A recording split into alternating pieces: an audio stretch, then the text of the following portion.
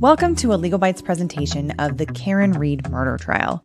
If you're new here, my name is Alita. I'm a lawyer licensed in California and DC, and on this channel we make sense of the law one bite at a time. If you want more on the background of the Karen Reed case, check out our video on it linked in the description below.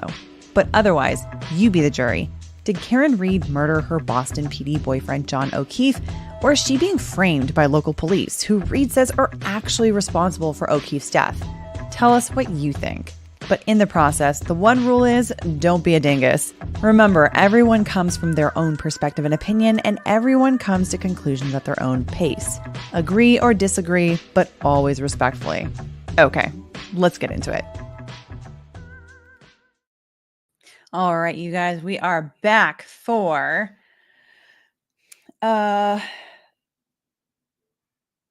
sorry, I got distracted by the chat. We are back for the afternoon session of day 14. Hello, I'm coming back to my brain. Day 14 afternoon. Welcome back. So good morning, good afternoon, good evening, wherever you're coming from. I hope you're having a good day and a happy Friday. Happy Friday in this trial. Okay, during the break, I managed to get the day 13 recap out. So if you have not already seen that, please do check it out. Maybe not right now, maybe after the stream. But it's a pretty good one, I think. I think it turned out well. I'm proud of it. Before I do anything, I want to make sure that, okay, just because I'm glad this got caught. Thank you so much for gifting 10 Legalbytes memberships. So kind and generous of you once again.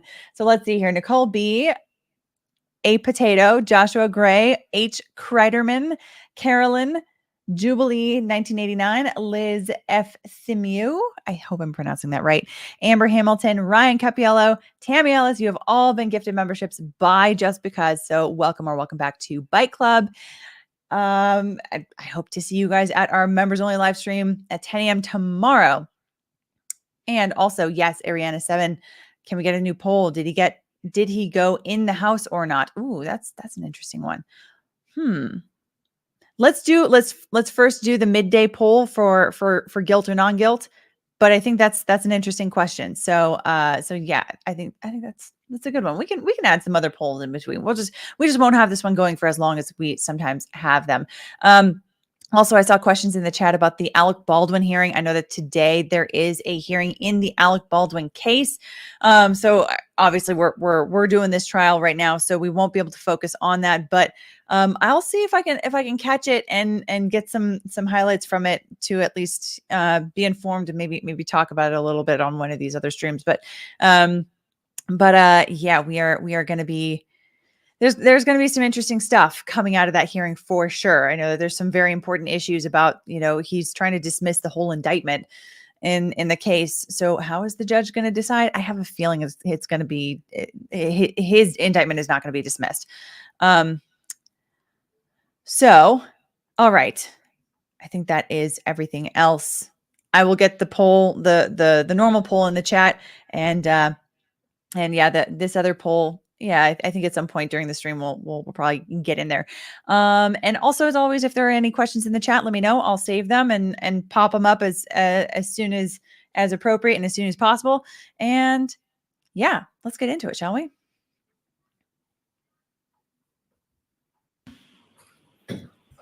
And we got Jen McCabe back on the stand for her direct examination.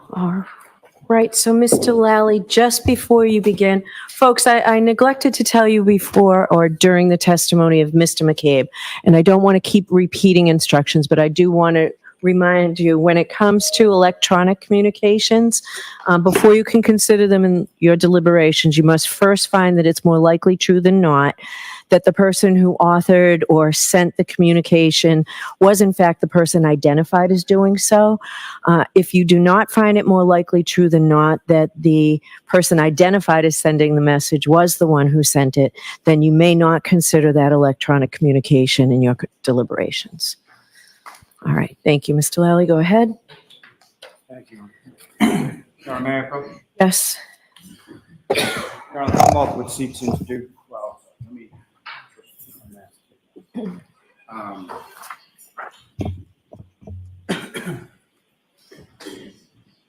Those pages that I've just placed before you, do you recognize the content of those? I do. And what do you recognize those to be? They are text messages between myself and John. And from sort of specifically that time period of the early morning of January 29th to the morning of January 29th? Yes. And what's contained in those, is that a fair and accurate portrayal of the content of those text communications? Yes.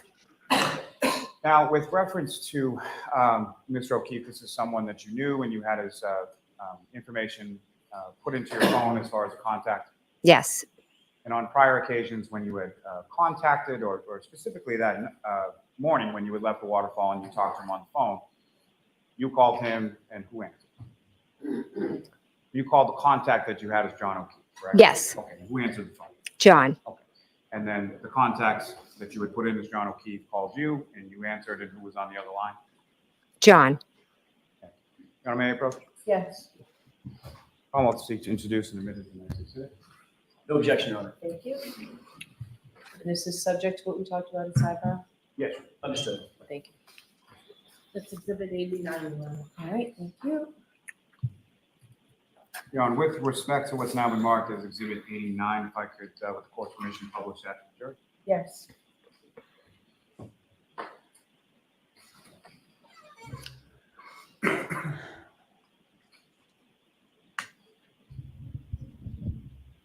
Oh, did I say in the poll day 13? I totally did, didn't I? Just pretend it says day 14. You know what I mean. I don't want to have to redo it. Okay, what's up on the screen, is that what you have before you as that exhibit? Yes. And this is a text communication between yourself and Mr. O'Keefe, correct? Correct. Your Honor, I'm sorry to do this. May we approach? Sure, why don't you take that down, Ms. Gilman? And thank you. All right. Well, we're going to fast forward. Maybe we'll get caught up already. Almost. Thank you, Ms. Gilman. So, Ms. McCabe, with what's for you and what's up on the screen as the exhibits, there are sort of green bubbles and blue bubbles, correct? Correct. And can you tell the jury as far as who's communicating which direction, as far as the green bubbles are who and the blue bubbles? Green is John and blue is myself. And so the first text from this particular date, if you could just read to the jury as far as from whom the message is sent, what the content is, and then what the time period is. So John sent to me where to at 12:14. And it assists you if you have that in front of you. Oh, okay. You can look at that. So the next bubble down is a blue bubble, is that correct? Correct. Similar to the one before, can you just read as far as that? Well, before I get to that, I'm sorry. So you receive that message from Mr. O'Keefe. You call him, have a conversation. He calls you back for the conversation. Correct. And then subsequent to that, could you read the next blue bubble down as far as from whom, what the content is, and what time it is? So this one is from myself to John, and it says here at 12:27. So at that point, I see a car out front, and I text him here. You testified to as far as looking out the front storm door, seeing a car, and then you sent the text. That's the text. Correct. And Ms. Gilman, if you could scroll down to that. And ma'am, similar, if you could just, who sent it, what's the content, and what is the time? I sent to John, pull behind me at 12:31. And what were you referring to when you said pull behind?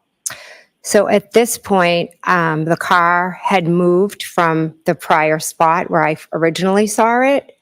So I thought, what is he doing? Why don't they just pull behind me in the, in the driveway? Scroll down. And again, with this bubble, if you could read out. From me to John saying hello, and it was at 12:40. And at this point in time, as far as, let me ask you this way. When you're sending these text messages over these periodic time periods, what, if anything, are you doing sort of in between? So I originally went to the front door, saw the car, texted them, then texted John. Then I went back, kind of sat at the table, just either threw my phone probably in my back pocket. And then a couple minutes later, I got up again and saw that the car had moved. So I had sent the pole behind me. And then a few minutes later, I went back to the window, to the front door, I'm sorry. And when you went back to the front door, what, if anything, did you see at that? So at this specific point at 12:40, when I say hello, I cannot be certain whether they were still out front or if they had left. And from any of these text messages that you sent, what, if any, response did you receive from Mr. O'Keefe after the weird? None. Ms. Gilman, if you could, to the next level. And similar to the prior ones that we did this week. Sure. Jen to John, where are you? And that was at 12:42. Go to the next level. Myself to John, hello, at 12:45.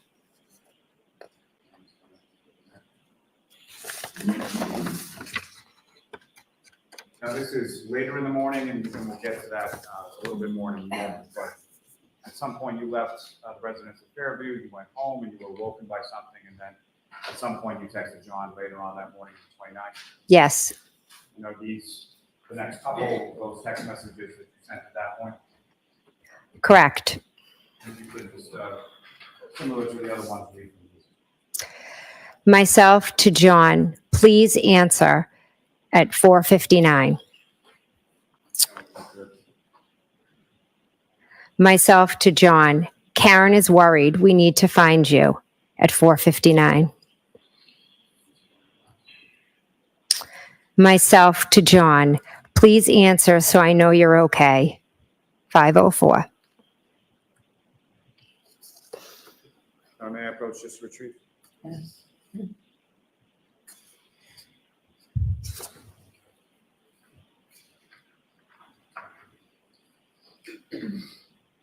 Now, Ms. McCabe, if I can take you back to at the house on Fairview.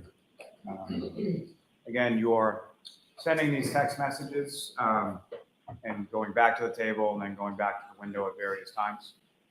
To the front door. To the front door. Yes. And at any point in time, do you see anybody exit from the dark SUV or the black SUV you see in front of the house? No. And at any point in time, did John O'Keefe come into the house? No. And at any point in time, did John O'Keefe respond to your text messages? No. And at any point in time, did John O'Keefe call? No. Now, at some point subsequent to this, have you had occasion to look at your phone or at your call history? Yes. And through review of that, were you able to see phone calls that your phone made to John O'Keefe's phone around that same time frame that you were texting him and going to his phone? Yes. May I approach, John? Yes.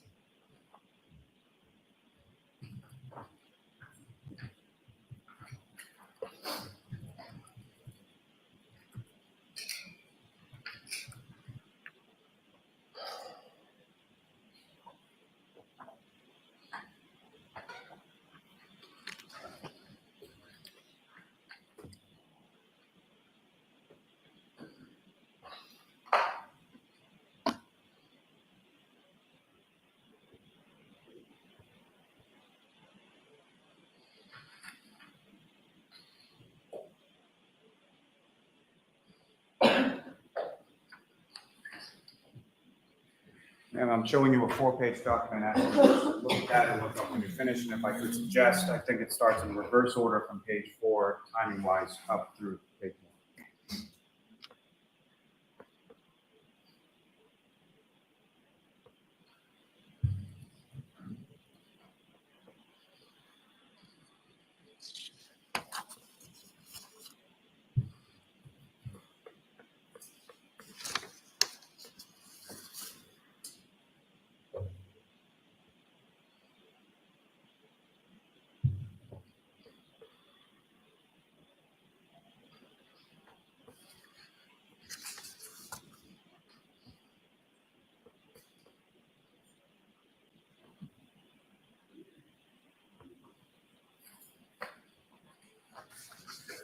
Just generally speaking, ma'am, do you recognize what's contained in that 4-page document?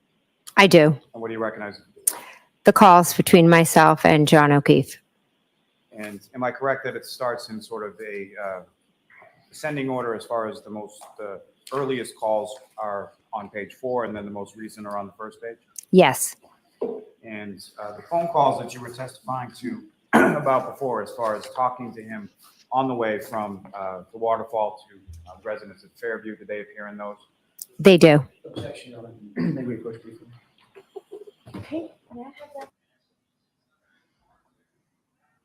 All righty. Sidebar. Let's see. Will we get caught up on this one? Almost.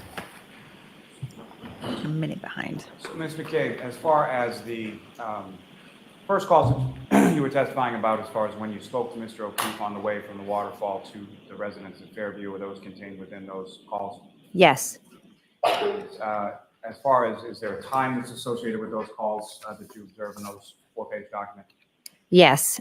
And what are 12:14 and 12:18. And turning your attention to page 1, that would be sort of the last in line there. What time is the last call between yourself and Mr. O'Keefe, and who's calling? I'm calling him at 5:25. May I approach him? Yes. I'm also seeking to introduce him as the next exhibit. Is there any objection? There's not, Your Honor. Thank you. Thank you.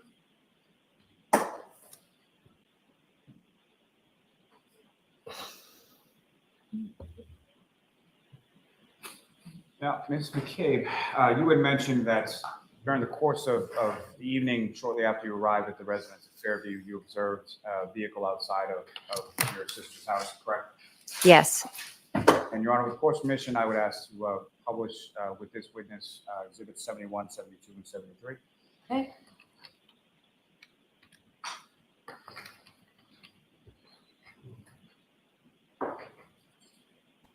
And Ms. McCabe, first and foremost, what's up on the screen is exhibit 71. Do you recognize that? I do. Okay, I think you can just go right to what you want her to identify, please, Mr. Lally. Ms. Yes, McCabe, skim through it. You on the desk, there should be a laser pointer. Just click on the button and point at the screen. And if I could ask if you could direct, well, first and foremost, with respect to this photograph, do you observe in this photograph where you first saw the black SUV in front of the house? It was directly if I was staring out the front door. So this angle is kind of unique to see it. But if you go from the front door directly straight out, so maybe the edge, if you understand what I'm saying. Using that just direct to his attention. So if there's the front door and I look straight out, but the perception is almost like a side view. It's not straight on. So it could have been a little over here. Mr. Lally, why don't you show another picture if this one isn't helpful? If I could have exhibit 7. Is it visible in this photograph? Yes. So just follow this and then come straight. And lastly, exhibit 73. Now, Mr. McCabe testified that at another point you come to the front door and you observe the vehicle in a different spot, correct? Correct. If you could, again, using the laser pointer, just bring your attention to where in this photograph, if at all, you observe where the vehicle was second.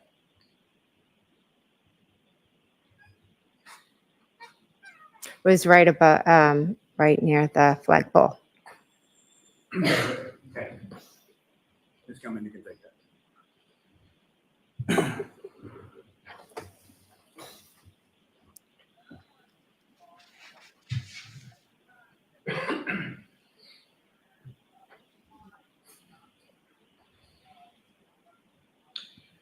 Now,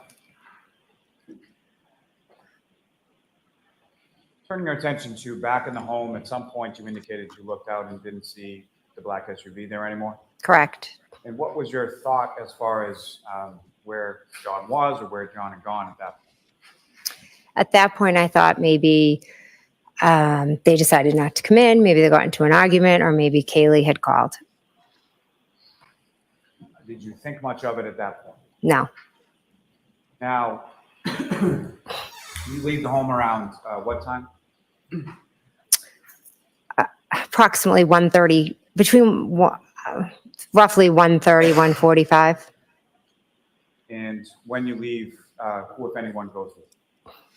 So it's myself, my husband, Matt, and I had offered, when Julie Nagel's brother had come to the house earlier, I had offered Julie and Sarah Levinson a ride home because we had just gotten there and they had wanted to stay later. So I also drove home Julie and Sarah. Well, my husband drove them home. And so you exit the house, go out to the vehicle, correct? Correct. And your husband, Matt, was driving? Yes. And where are you seated in? And the front seat. And do you recall where Ms. Levinson and Ms. Nagel were seated in the car? They were in the back seat. Do you recall which one was on which side? I do not. And when you come out of the house and you're starting to go home, what, if anything, had changed as far as the weather from when you had gone in to when you had come out? The snow had, accumulated more. And when you get into the vehicle and as the vehicle is pulling away, what, if any, conversation do you recall having with anyone in the car? When I got in the car, I kind of turned around to Julie. I'm going to allow this subject to moving strike. There's a portion that's relevant. Go ahead. I turned around and was facing them and talking to them. And I believe Sarah Levinson had laughed or made a joke because I had bread or something in my car. And we made a joke about that. I had had my niece earlier that week for the week. And so I had brought stuff in the car because I was dragging her from one of my kids' sporting events to the next. And as, do you recall which direction, or did you observe which direction your husband, Matt, exited from residence in Fairview? And by that, I mean, did he head towards Chapman or did he head towards Susan? Chapman. And so as far as, I may not have asked this before, but as far as the black SUV that you observed in front of the house, which direction was that vehicle facing? Chapman. Each of the times that you saw it? Yes. And so as with that vehicle, as with the one that your husband was driving, which side of the vehicle would have been closest to the house in Fairview? Passenger. Now, as you're driving past the house, heading to the passenger, how were you positioned within the car? I'm turned chatting to the girls. So, and when you're turned, are you turned towards the window or are you turned towards the console? Which way are you? Turn the console towards the back seat. So my back is to the window. And either of these girls, did you know where they lived? No. Do you recall whether or not you found their homes by way of sort of yes, or was it just sort of verbal directions? I'm assuming they just gave Matt directions to where they lived. And so you drop each of them off. Do you recall which order they were dropped off in? Julie, then Sarah. And then following dropping off Sarah, where did you and your husband go? Home. And this whole trip sort of from Fairview to dropping off Miss Nagel, Miss Levinson, and then going home, about how long a period of time did that? It could be 20, 30 minutes, maybe about approximately 20 minutes. Not exactly sure. You arrived home sometime after 2 a.m., is that correct? Yes. And when you and your husband, Matt, got home, went inside the house, and where did you go? I went upstairs to bed. And at some point, did your husband come up as well? He did. Was it a long period of time between when you arrived home and when your husband came up? I don't think too long. I think he had like some cheese or something because he was on a crazy diet, and then he came upstairs. Wait a minute. Now, Wait. you go. Wait. I'm sorry. Cheese? I love cheese. My soul is made of cheese. Cheese is not diet friendly. I'm sorry. Folks are not understanding diets or diet challenges. That's very interesting. Yeah, I mean, is the diet made up of vodka, Crystal Light, and cheese? This has absolutely nothing to do with the case or the merits of the case or any of the lawyering involved in this case or anything that I really should be commenting on. But I don't know why. I'm completely distracted by this weird diet challenge that they're doing. Maybe the challenge is not to lose weight, but to gain weight. Maybe that's the challenge. Or the challenge is to only eat certain things and see if you lose weight. I don't know. All right. Right to Sorry. sleep, or what, if anything, did you do when you went up to bed? I asked him to watch a show. He said no, he was going to fall asleep, which he does usually immediately. And I went on my phone. And what, if anything, do you recall doing on your phone as far as going on? I was researching, my husband and I did briefly talk. My daughter had gotten an offer to play on a club Just tell us what you were doing, please. Sure. I was researching a basketball team, and I believe I also texted my sisters, and I texted in a group chat with my husband and another individual. Now, if I could just turn your attention back to when you were at the house on Fairview that evening, and I believe this is the last time, so I apologize for the back and forth, but when you were there, what, if any, videos or any music or anything that you pull up on your phone to share with the group that you were there? So one of my sisters loves this song "Raining Men," and she always, well, not always, maybe every once in a while, she's a little too much to drink and takes out an umbrella and sings and dances, and it's like a big family joke.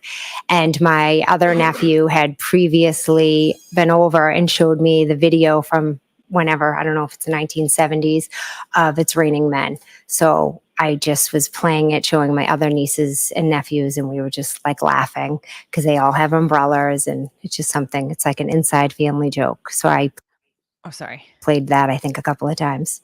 Was the reason why because people were having too much to drink also that night? I don't know. Kings and Queens just became a new member. Welcome to Bike Club, Kings and Queens. Very, very happy to have you here. Hope you can join us tomorrow for our 10 a.m. Casual members only live stream, 10 a.m. East Coast time, I should specify, because I know we've got a lot of time zones in this chat. All righty. And so after you get home and you're looking at the basketball program and things of that nature, what, if anything, else did you do before you went to bed, or went to sleep, I should say? Nothing. I possibly could have gotten up to go to the bathroom. I do that almost every night. Now, at this time, you had an iPhone, is that correct? Yes, Did you also have an Apple Watch? I did. Yes. And do you recall whether or not you were wearing the Apple Watch that evening, or when you went to bed, or anything like that? I do not recall. And as far as the Apple Watch is concerned, is that something that you routinely or always take off before you go to bed, or not? Mostly, but not always. I mean, there are times I go to bed with it on. More often than not, I take it off, but there are times that I do sleep with it. And with respect to this particular evening, do you recall whether you had it on, or whether you took it off, or even had it on at all that night? I don't recall if I had it on that night. Now, Okay. going Interesting. back to that last exhibit, as far as the phone calls were concerned. What's the reason for saying that? I feel like something's going to come up on cross-examination. Foreshadowing. Were there certain phone calls that you made to Mr. O'Keefe's phone around the time that you were observing the vehicle outside? Yes. Do you recall making any phone calls to Mr. O'Keefe at that time? I don't. Fair to say that at no point while you saw the vehicle outside did you have any conversation with Mr. O'Keefe? I didn't.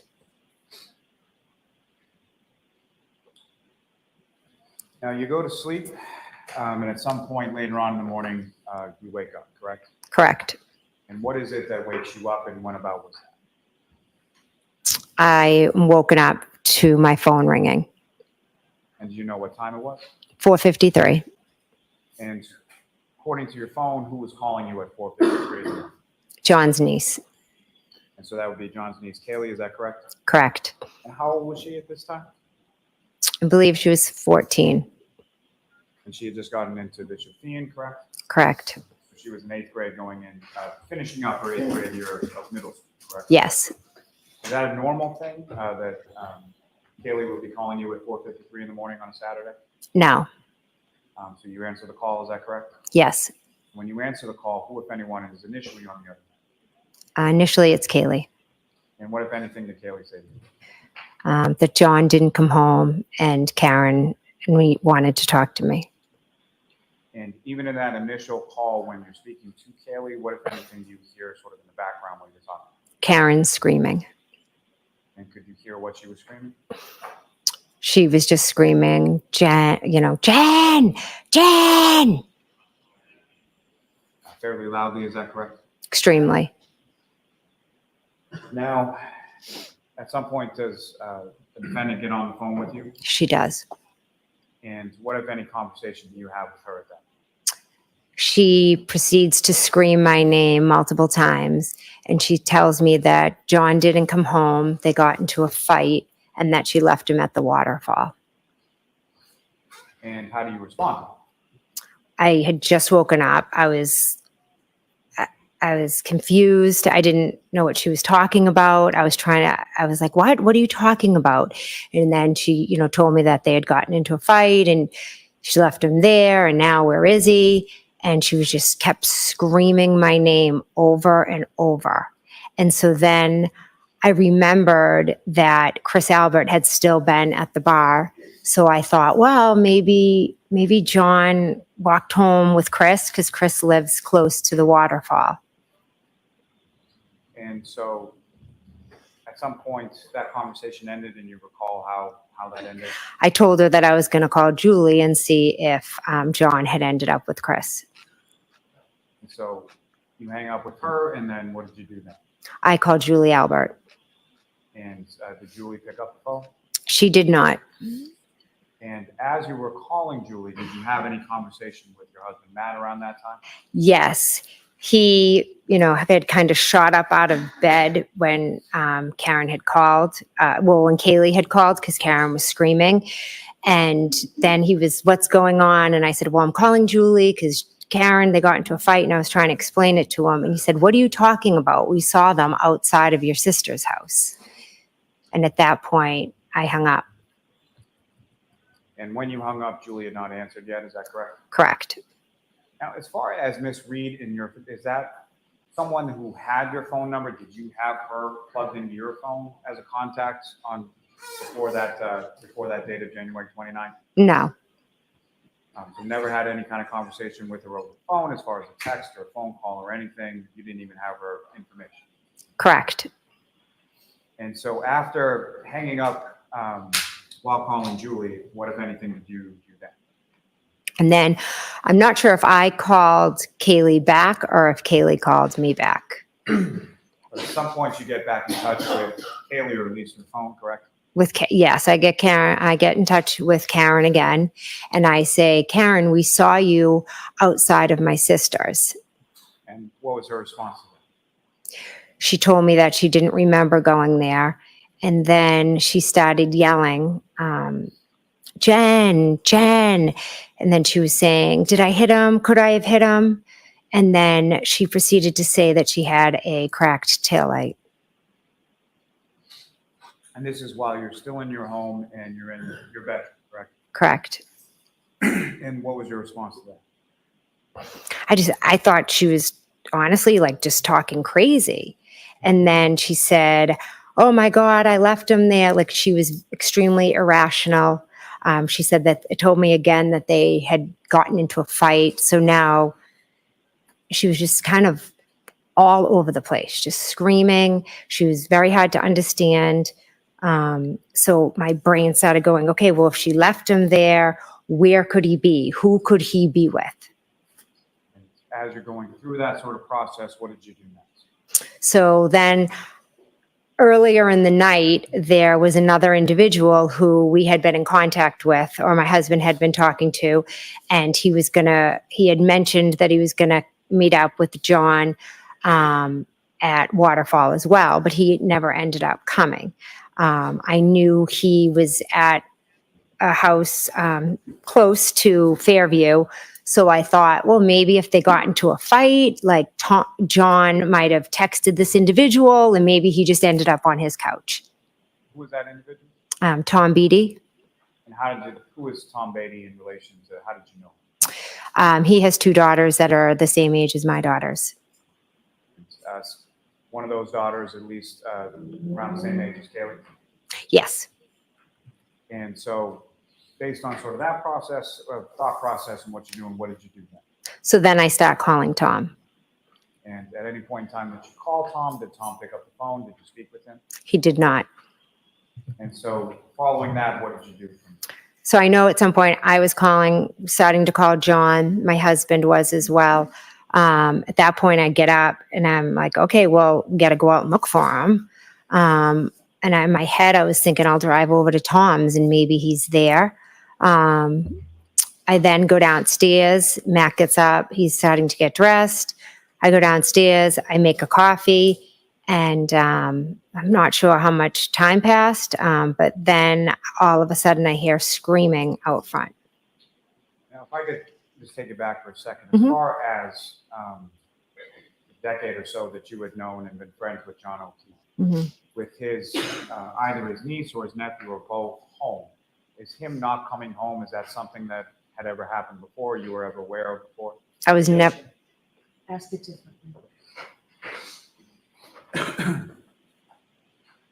Had John ever gone out at night and then not come home when the kids were home? Objection. I'm going to allow it. Not to my knowledge, no. So at some point you make your way downstairs, is that right? Correct. And then what, if anything, did you hear once you were downstairs? Screaming And where was the screaming coming from? out front. And when you heard that screaming, where did you go? I ran to my front door. At some point, did you open your front door? I opened my front door, correct. And then what did you see when you opened the front door? Miss Reed came running up my walkway. And prior to, during any of the other conversations that you had with Miss Reed, did you know where she was when you were talking to her? No. Obviously, the first call was Kaylee calling from the house. That was Yes. the assumption. Mm-hmm. And then So subsequent. is that a yes or no? Yes. And as far as the second call that you were talking about, do you know where she was when she was talking to you then? The first couple calls, I know she was at the house, and then I don't know. So was opening your door, hearing the screaming from out front, was that something that surprised Yes. you? And when you hear the screaming, if you could just explain to the jury, how loud was the screaming that you were hearing? Very loud. And what, if anything, was she saying? It was more of the, Jen, did I hit her? And then she would Just hearing that like right into my earbud is like really painful. yell, did I hit him? Could I have hit him? And then she was yelling, we have to go to Fairview. And in addition to Miss Reed, what, if anything, else did you see when you opened up the door? Just, Ask in a better way. Did Yeah. you see a vehicle? yes, And where was the vehicle and what did the vehicle look like? it was in my driveway. I believe the driver door was left open. And what kind of vehicle was it? A black Lexus. Consistent with what you had seen outside of Fairview the night or earlier in the morning. Yes. And so as she's coming up your walk towards your front door, Running, yes. and then what, if any, conversation did you have with her there in reference to that? I just said, Karen, I was trying to calm her down. Matt came, I believe, and was yelling down that she was going to wake up the neighborhood. And then she was yelling that we had to go to Fairview. So I told Matt that I was going to go with Karen. Initially, before that, what were your plans as far as going to look for John before Miss Reed showed up again? My husband and I were going to go to Tom Beatty's. Now, once you decide that now you're going with Miss Reed, the defendant, where did the two of you go? So as we walked out, there was a car pulled up and then a plow. Recognize the car that pulled up? No, And I'm sorry, So the car pulls up and then the plow, and then what happens? So in the car was Kerry Roberts. And so she kind of rolled down the window and was like, Karen, what are you doing? And then the plow was behind her. So Kerry pulled up, and I believe I told Karen that I was going to drive her car because I didn't want her driving because she was hysterical. So we got in her car, and then Kerry Roberts called Karen. And then Karen was screaming and, saying that she had cracked her taillight. We need to go to Fairview. Could I have hit him? Did I hit him? And then she would just scream our names. Kerry was telling her to shut up, that we needed to just go back to John's and we'll drive in one car and let's go to John's. Maybe he's there and he's passed out and you didn't see him. Okay.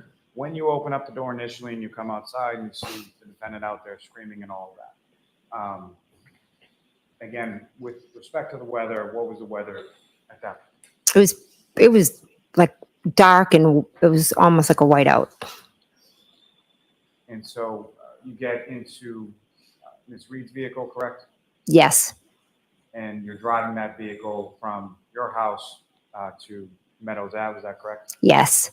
That's Mr. O'Keefe's house? Yes. You're familiar with that residence? You've been there plenty of times before? Yes.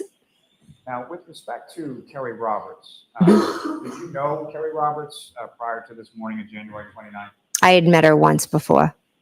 And can you describe for the jury sort of the circumstances of that or how you knew her prior to January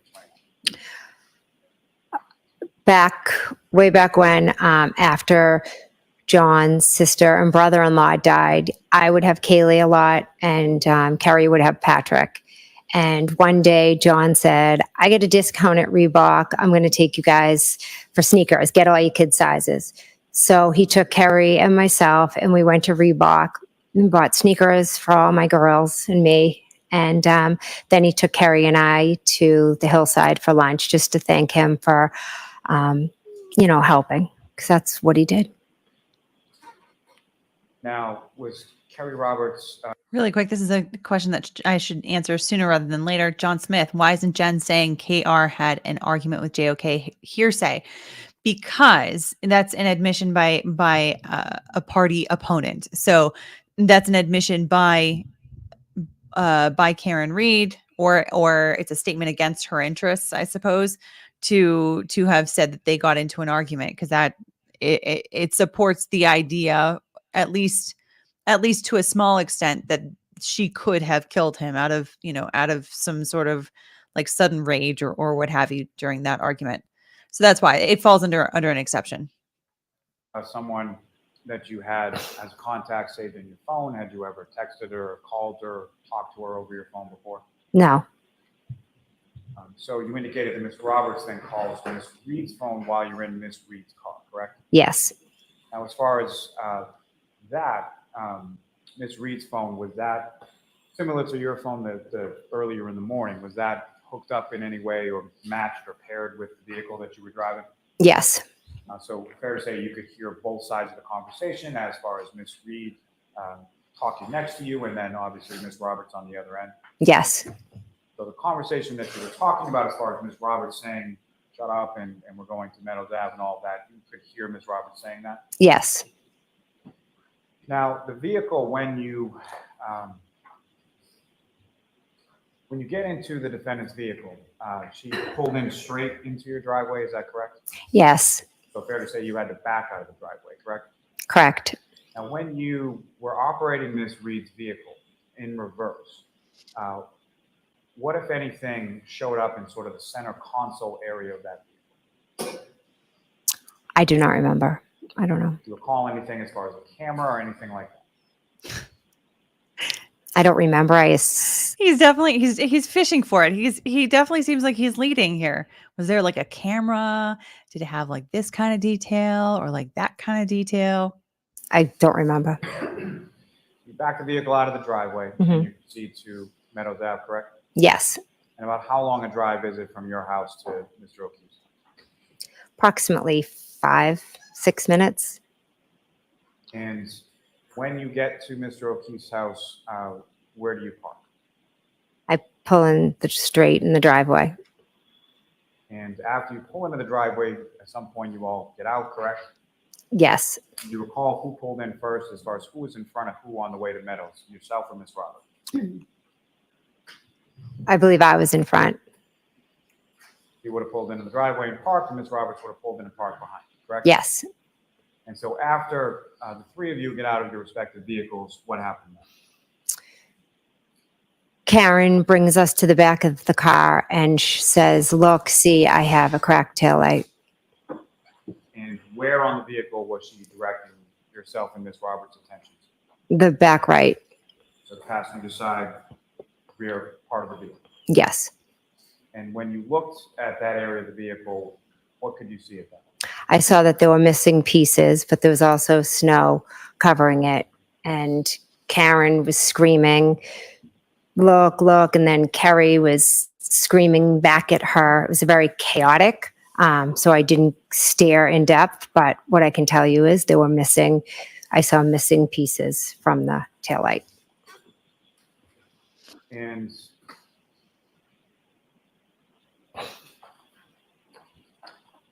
at some point, about how long a period of time is this that you're out in Mr. O'Keefe's driveway looking at the cracked taillight?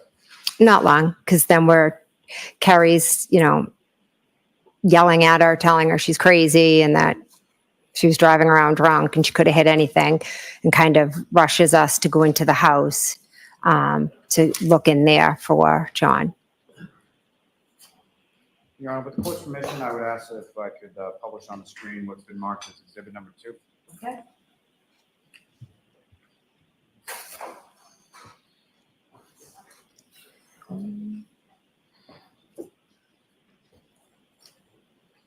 And Mr. McCabe, do you recognize what's up on the screen? I do. What is it? That is Meadows Ave, John's house. And the driveway that you're talking about as far as where you pulled in, that's not visible in this photograph, correct? Correct. So from facing Mr. O'Keefe's house on Meadows, which side of the photograph would the driveway be, the left or the right? The right. And Your Honor, may I approach? Yes.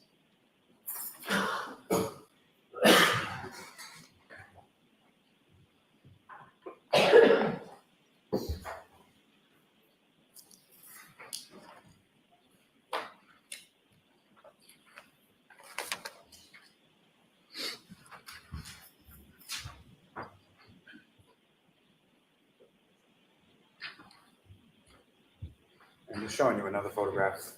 Just ask you to look at that, look up when it's finished. Okay. And you recognize what's in that photograph? Yeah. Mudroom. What did you do? What did Miss Roberts Hang do? on. What did Miss Reed do? No. I took off my, Hang on. And Mr. McCabe, you Tried to make us go live. Okay.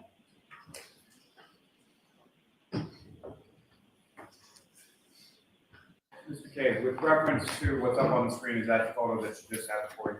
yes, And there are 2 garage doors on the house at One Meadows Ave, correct? correct. Left and a right, is that fair way? Yes, And you've been inside Mr. O'Keefe's house a number of times before, correct? yes. Now, with respect to the garage door on the left, what was contained within that part of the garage? His old-fashioned car. The one that Kaylee didn't like? Yes. And on the right side of the garage, what, if anything, was in there? It's pretty open. How would you describe Mr. O'Keefe as far as how he kept things around his house, either in the house or the lawn? Something tells me he or was things orderly. around? John was very meticulous. Everything had its place. Now, when you arrived there on the morning of the 29th, Mr. O'Keefe's vehicle wasn't parked in that position, correct? Correct. From sort of the outside of the residence, were you aware of there being any sort of security cameras or anything on affixed to the house of One Meadows Ave at that time? Yes. And how were you aware of that? John told us I don't remember, years prior, I believe, he came over and he was so excited that he got in a ring and he would always show us it. He just was always watching. And when he would show you that, how would he show you? Like on what kind of device?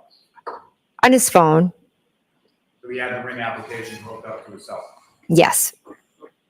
Now, with respect to that morning when you arrived, if you could, using the laser pointer, just sort of delineate for the jury whereabouts you had parked Ms. Reed's vehicle when you pulled in and you see it in the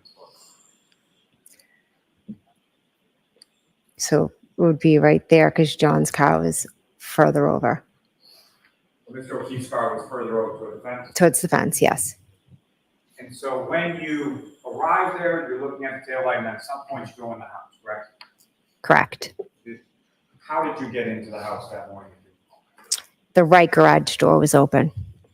Now, is that something normal as far as when you get to Mr. O'Keefe's house that a garage door is open in a snowstorm? No, And so you go in through the garage door and then you go into the house, correct? yes. And it's going to need to take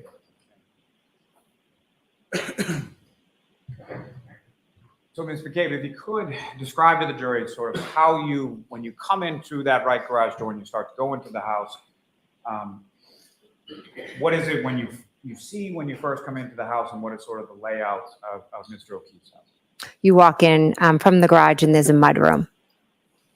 And typically when you would walk into Mr. O'Keefe's house, what, if anything, would you or anyone else do when they walked into his house? Take off your shoes. And why was it? He didn't want dirt or that morning snow probably getting all over his house. And so that was a pretty well-known rule for anybody that spent any time at his house on Meadows End. Yes.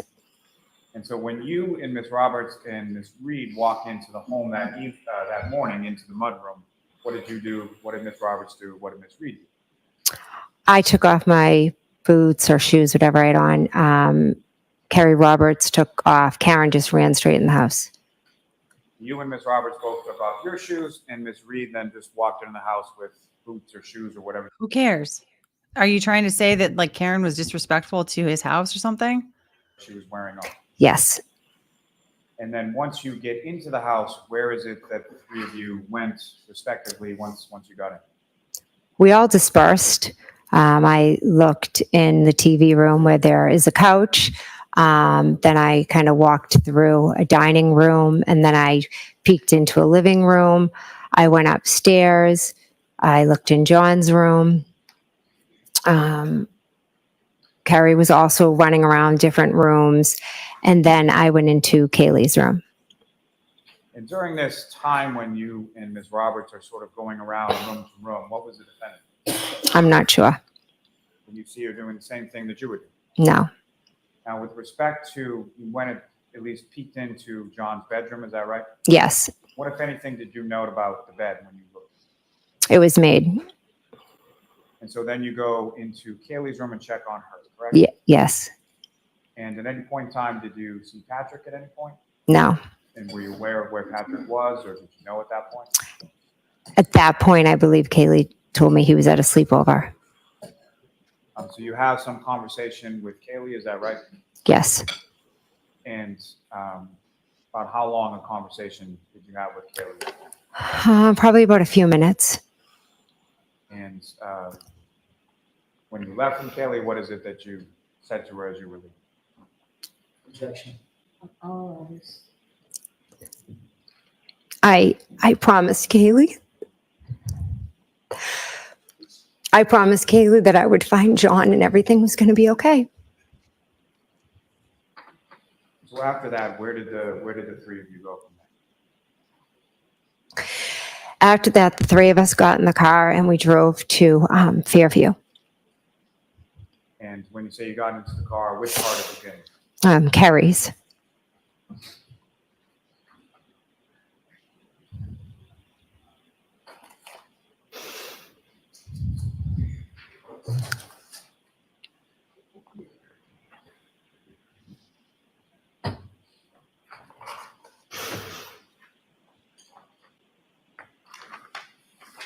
May I approach? Yes.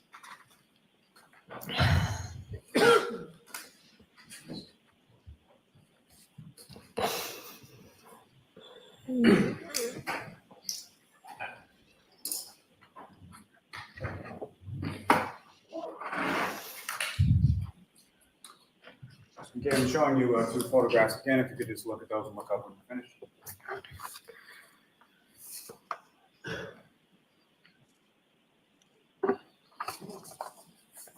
Do you recognize what's in those photographs? Yes, And what do you recognize those to be? the defendant's vehicle. And, may I approach? Yes. You're on the call of the seat to introduce them as the next two exhibits. No objection, Your Honor. Thank you.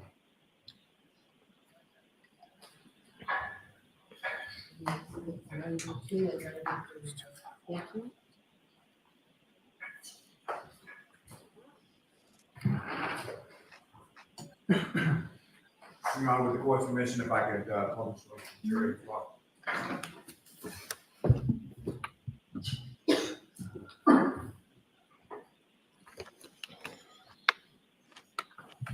Now, Ms. McCabe, what's depicted in this photograph is the defendant, Ms. Reed's vehicle, correct?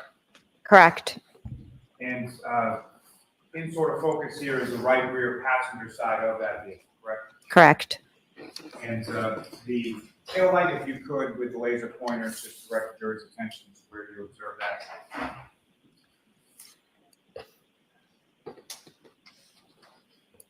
Now, ma'am, with respect. Really quick, N Wings, thanks for a super chat. Hang on, it's KR saying she never took John there. I don't think so. I don't think she's said that. Unless I missed something.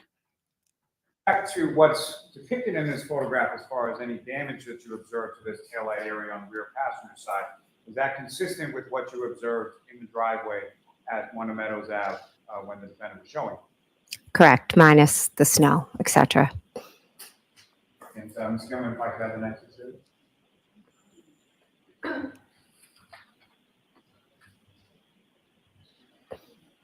And again, do you recognize what's depicted in this photograph? Yes, And this is essentially a closer image of that same rear passenger side taillight area, correct? yes, Again, what's depicted in this, is that consistent with what you observed minus sort of the caked in snow when you were in the driveway of Mr. O'Keefe's house on the morning of the 29th? yes. Gentlemen, you can take that down, and Your Honor, with the court's permission, I would ask to publish just a short portion of, actually, I'm sorry. If I could publish a portion of what's been marked as Exhibit 6, which is the ring camera from the driveway. Okay. Debbie Fizon Cook, thanks for letting me know. Jen just said the KR said she left him at the waterfall because they got in a fight. Interesting.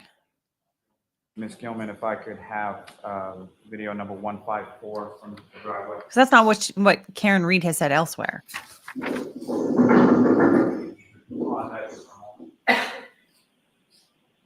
Ms. McCabe, directing your attention up to the screen, what's been marked as Exhibit 6 or video from Exhibit 6. Do you recognize what's depicted in this video?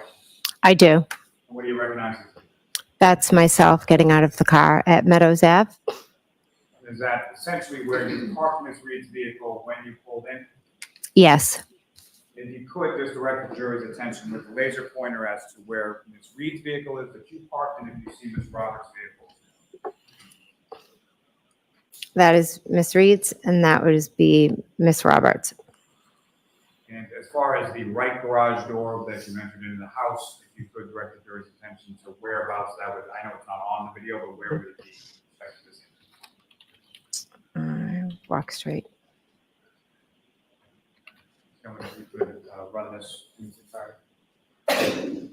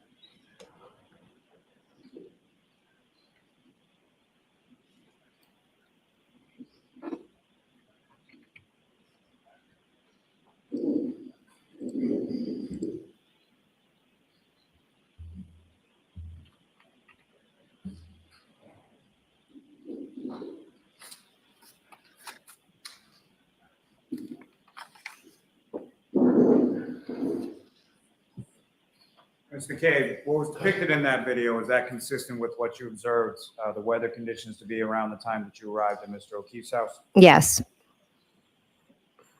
And lastly, in this line, Your Honor, if I, with the court's permission, could publish just a very short portion of what's been marked as Exhibit 41.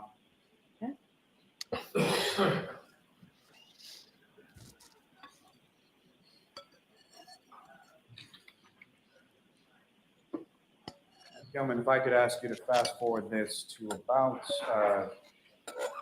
2 hours and 10 minutes.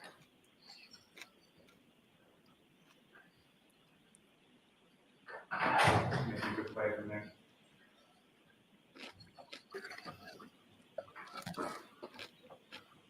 Stop there. And again, what's in this video, do you recognize that, Mr. Gates? yes, I do. How do you recognize that? That is John's house. I'm just gonna, if you could play from there.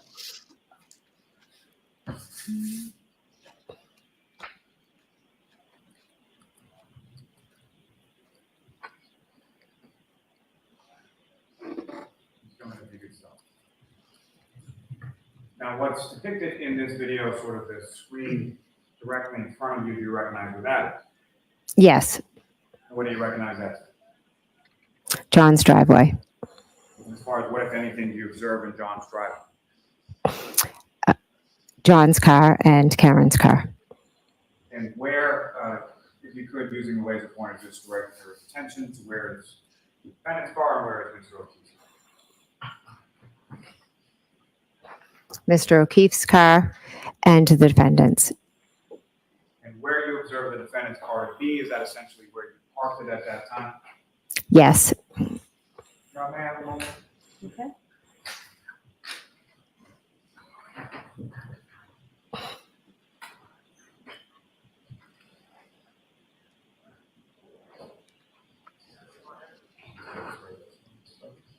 You may just hold me on. Sure.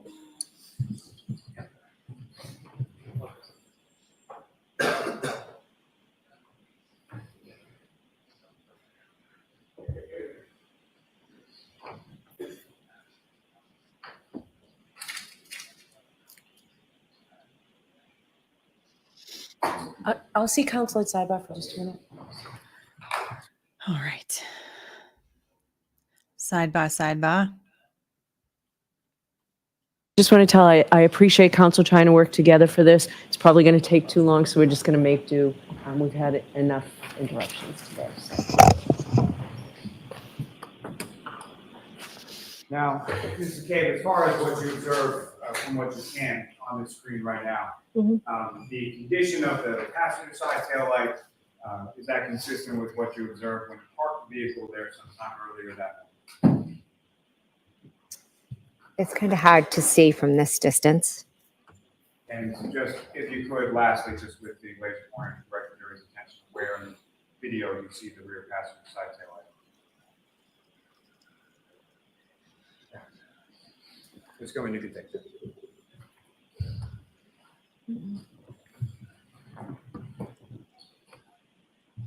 Now, Ms. McCabe, you then, yourself, the defendant, and Ms. Roberts then get into Ms. Roberts' vehicle, is that correct? Yes, Who was seated where within Ms. Roberts' vehicle as you're going from Meadows Ave? Or what was the plan and where were you going sort of first when you left Meadows Ave?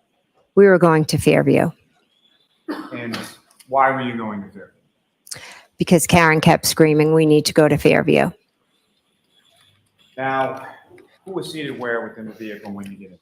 Kerry was driving, I was in the passenger seat, and Karen was in the back. And what were the lighting conditions at this point that you're driving over there? It was hard to see out the window. You really had to be kind of staring out. It was dark. The snow was coming out the car.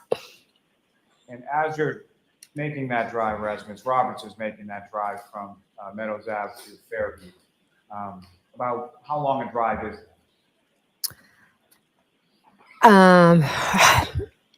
Approximately 10 minutes. I mean, with the weather, the lights, the street lights, I would say about 10 minutes, give or take.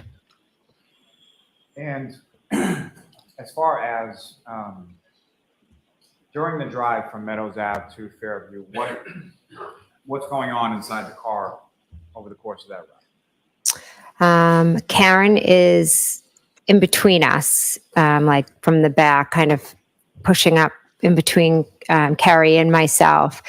And she's just screaming, Carrie, Carrie, her name over. I mean, okay, all of that, like the screaming, constant screaming, and like screaming their names when she's right next to them, like that all sounds to me like a psychotic break. So I know that there are a lot of statements about like, admissions, did I hit him? Could I have hit him? I cracked my tail light.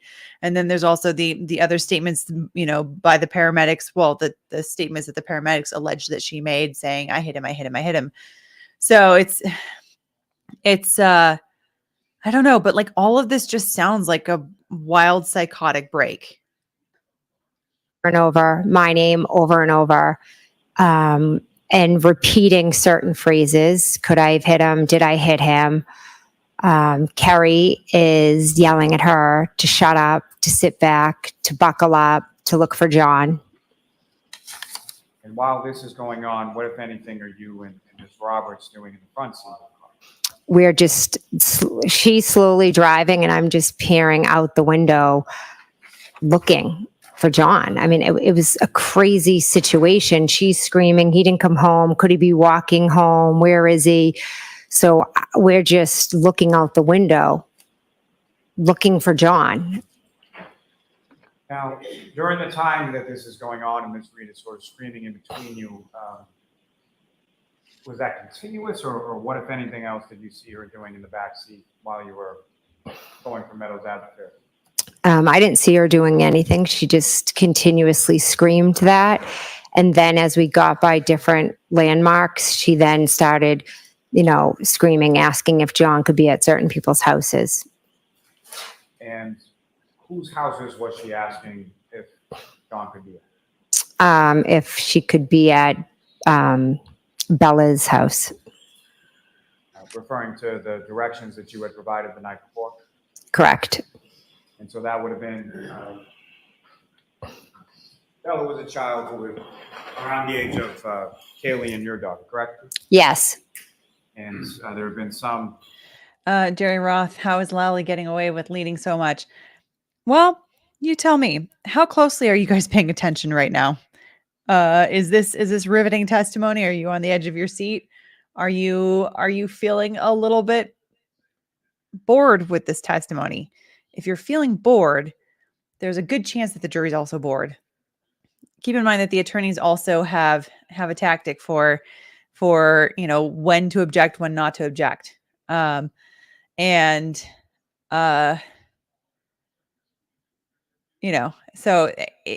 why interrupt them and alert the jury if they're not paying attention? That might be a reason. I'm not saying that is, but I mean, that's kind of how I'm feeling right now. It's not exactly the most riveting testimony, even though there's new stuff that's coming out right now. I'm having a harder time focusing very closely. So, why make him better at his questions? Years in the past, dating relationship between Mr. O'Keefe and Bella's mother, correct? Yes. And so Ms. Reed is saying that in the car that morning as you're driving over to Fairview? Yes. She asked, could he have been with Ashley? And I looked at her and said no, because to me that was a crazy idea. And then Carrie had mentioned, do you think he could have called somebody else that lived on a street over? And she started screaming, who's that? Who's she? And you recall who Carrie referred to? Yes. And who was that? A woman that John had previously dated. And was that anywhere recent in time to when you're driving around on January 29th? When they had dated? No. So similar to Bella's mother would have been years before. Correct. And so when Ms. Roberts said that, what, if anything, to the defense? She was just spiraling, yelling about Ashley, who was Bella's mom, and just talking what I thought was very irrational. about John maybe being with her. So yeah, I mean, there is, I mean, based on what we heard about, there's a possibility that he cheated on her over like New Year's or whatever in Bermuda. Wait, was it Bermuda? No, Aruba. Aruba, Bermuda. I keep getting confused between the two in this case. One of those Caribbean islands, and apologies to the people of both, because I don't want to be, making light of where people live ever. But there was this allegation that he had cheated on her. So, and if they had gotten into an argument, that may have been part of the reason why she had gone so crazy about it. Is she was, oh, Aruba, thank you guys. um, that may have been one of the reasons why she had gotten so crazy about it, because she thought that he was cheating on her, perhaps. And that probably wouldn't have given her any comfort if that's the case. It wouldn't have given her any comfort for people to be like, he's probably on someone's couch somewhere, So I can also understand that aspect of it too. Gooner 1950, thanks for the super chat. Best liar so far. Maybe you guys can let me know what you think.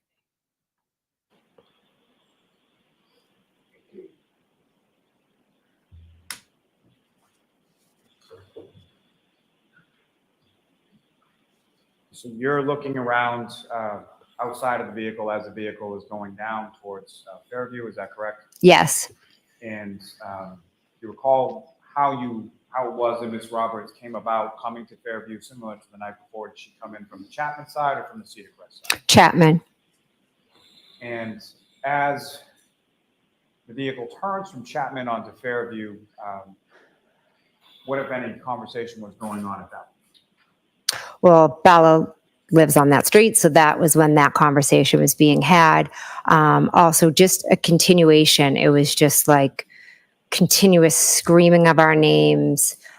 Carrie screaming at her to sit back, and then sometimes she would sit back and almost like be quiet for a minute, and then it would start all over again. Now, as you were coming down Fairview Road, what, if anything, were you saying to Ms. Roberts? Did Ms. Roberts know where she was going as far as where your sister lived? No, I told her that my sister lived at the bottom. And then as we got closer, I said, just past, see where those trees are? Just past the trees is my sister's house. And as you got in that area, sort of the trees, from the residence of your sister at 34 Fairview Road, trees that you're talking about, where are they in relation to the property? They're at the start of the property is the trees, and then their property begins. And so the flagpole area and the fire hydrant that you were talking about in earlier exhibits, is that in the same area? Also, really quick, LK, write down, I'm not trying to be difficult with addressing it, by the way. It's important to those of us with severe mental illness to not use terms related to it where they don't belong. I think that's a fantastic point. I hope that I didn't say anything that was offensive related to that. If I did, I sincerely apologize. No, I always try to be careful with mental health. Yeah. So let me know in the chat if there's anything that I said that is an issue for people. I would like to know. Thanks. Yes, it goes the trees and then the fire hydrant, then further up is the fire hydrant and the flagpole. As you're coming down Fairview now, approaching 34 Fairview, the house would be on which side of the vehicle? On the driver's side or the passenger side? The driver's side. And as you approach that area where the trees and the flagpole and the fire hydrant were, what, if anything, happens then? We drive past the flagpole area, and all of a sudden, Karen starts screaming, there he is, and she's banging to get out. And banging on the door in the back seat? Yes. And at the time that she's saying this, were you able to see anything outside of the vehicle? I saw nothing. And what, if anything, when she's banging and kicking or banging on the door, what did Ms. Roberts do? Miss Roberts unlocked the door. Karen got out. Miss Roberts looked at me and said something like, she's crazy or she's batshit crazy, something like that. And when the defendant gets out of the vehicle, where is it that she goes? She just runs And runs with? straight to John. And again, when she's running, at this point in time, can you see what she's running toward or where she's going or anything that she's talking about? I was on the passenger side. So as I got out, she was already at John. So she gets out and essentially makes a beeline over to where John was, Correct. and you're getting out of the passenger side, and by the time you come around the car, she's already there. Yes.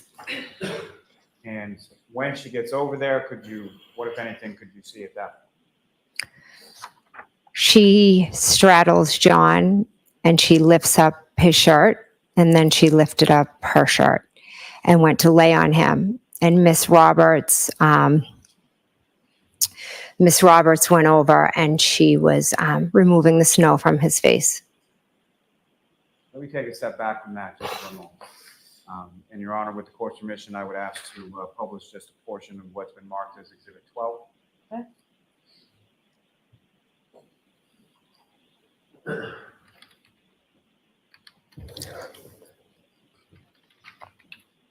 What are we going to see here? Mr. McCabe, I'm going to direct your attention National to the footage. screen what's been marked as Exhibit 12, and I know this is not something that. So really quick before they continue, I think that what Karen was doing there was trying to use her body heat to heat up John's body. I think that's what she was doing, and the best way to do that is to go directly skin to skin. So interesting that she also said that Carrie Roberts was removing snow from his face. I'd be curious if she clarifies how much snow is on his face, because, I've been saying throughout this trial, like there's a big question about like no snow on top of him, all the snow underneath him. What does that say about the timing of things? So this is, how much of that snow was on top of him. That's I would like to see that clarified. Pertains to your vehicle or anything else. But what I'm going to ask you as it plays through is if what you observe in this video is consistent with what you observed during the drive to Fairview Road that morning. Just gentlemen, if you could play.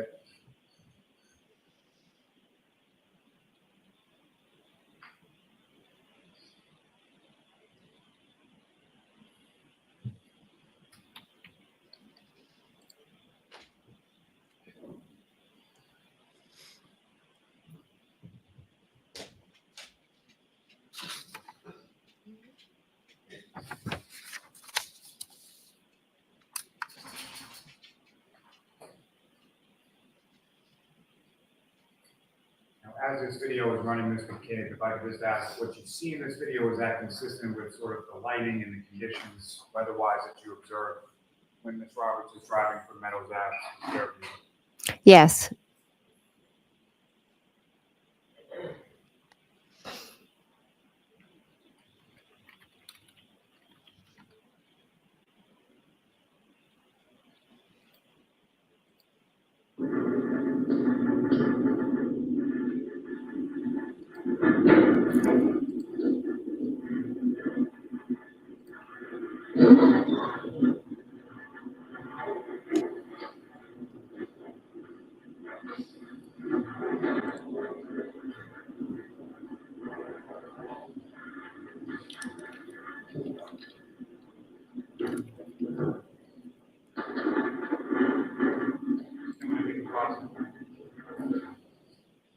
Mr. McCabe, do you recognize whereabout in the town of Canton this is perspective-wise as far as what street or where it is, any landmarks that you observed in the video? Yes, that is Cassie. We just passed Cassie's corner store, and that is Chapman Street. Gentlemen, if you could.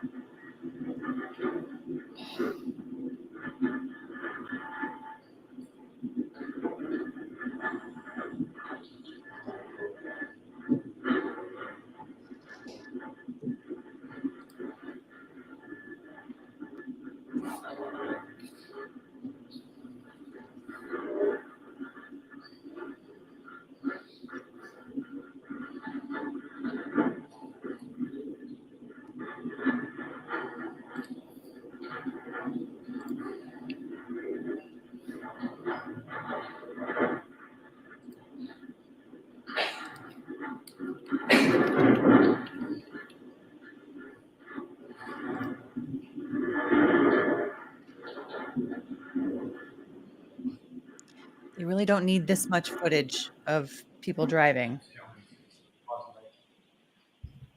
Again, Ms. McCabe, do you recognize whereabouts in the town of Canton we are in this portion of the video? Yes, Where are this is the top of Fairview. we?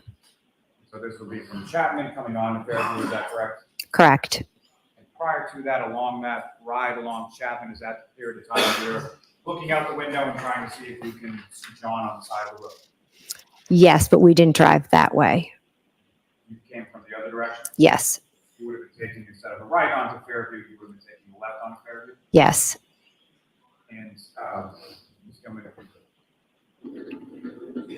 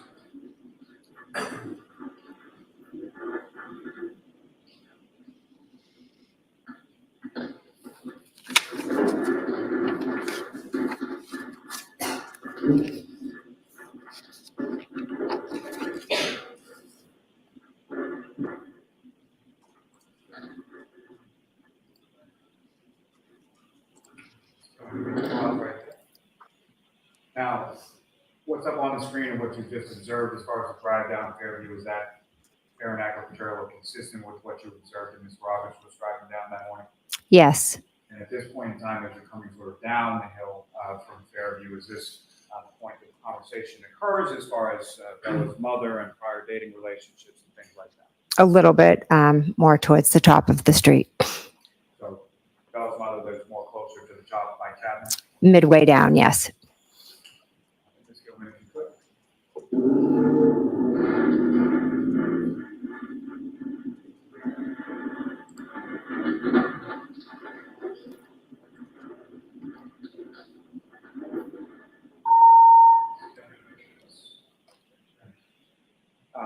The vehicle in the roadway there, do you recognize that? Yes, And what do you recognize that to be? Miss Roberts. Just for clarification purposes, with the laser pointer, if you could direct the jury's attention where you see Ms. Roberts. Oops. Now, the area where you observed Mr. O'Keefe, can you see that in this particular pause frame of the video? Not in this frame, I cannot. It's not clear. Just coming if you could.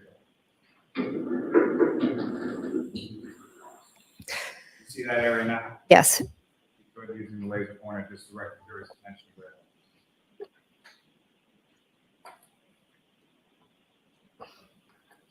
Just coming if you could play this for.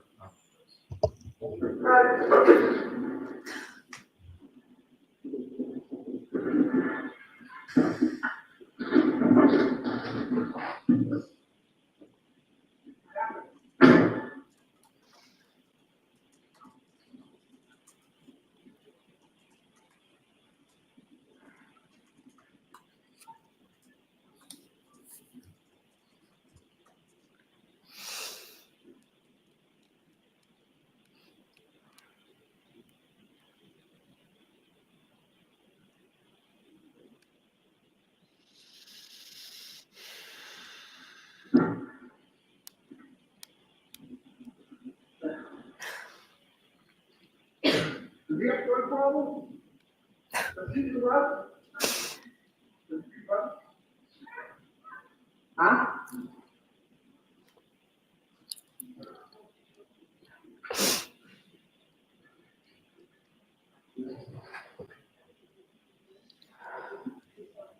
If you could, fast forward just about a minute. Right. Right. And then you pause. Okay, do you recognize any of the individuals up on that screen?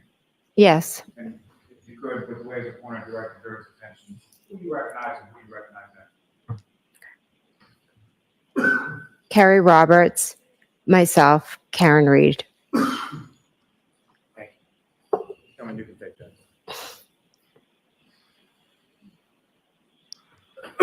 Excuse me.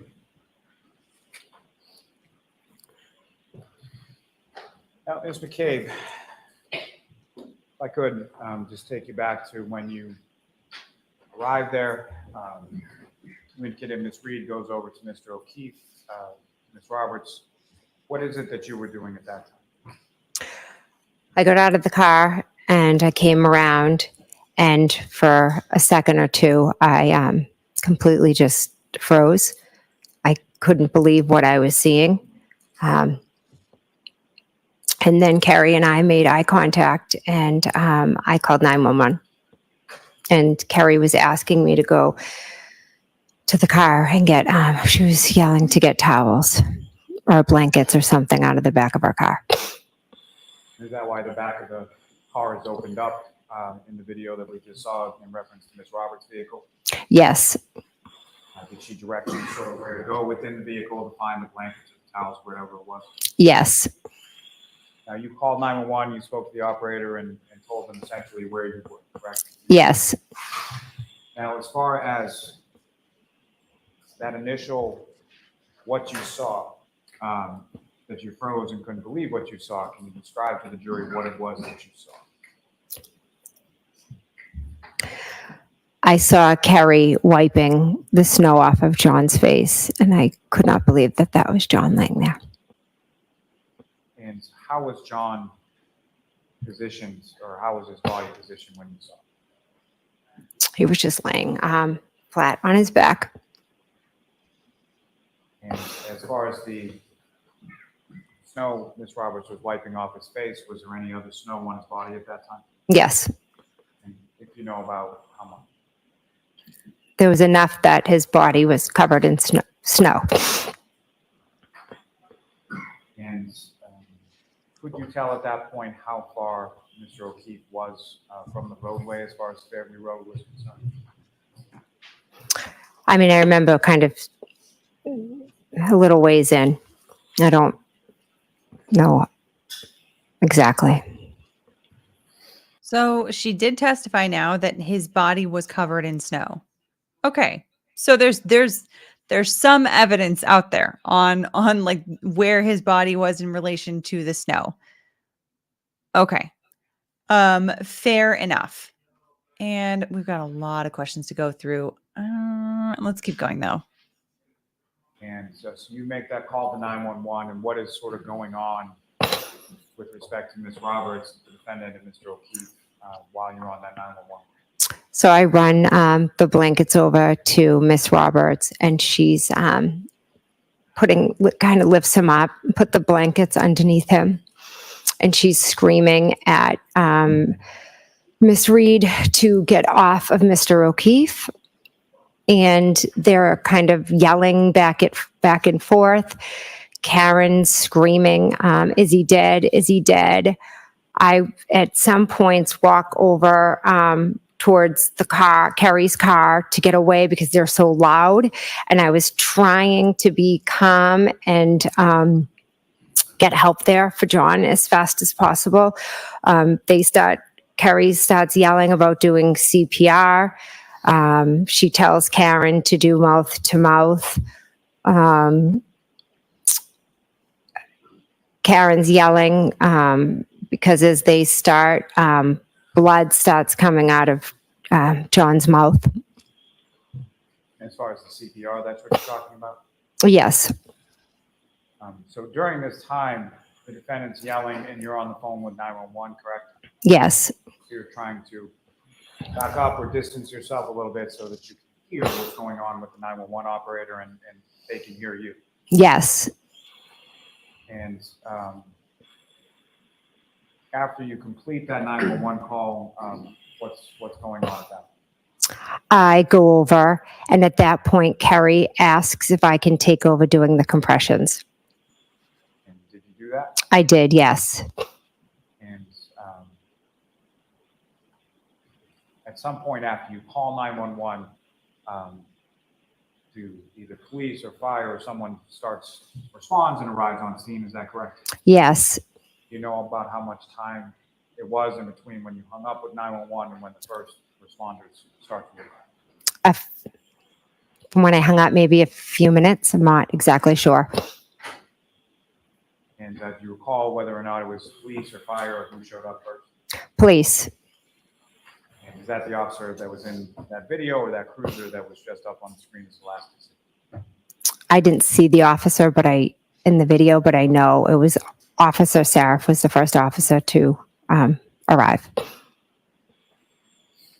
so then, after the officer arrives, what happened?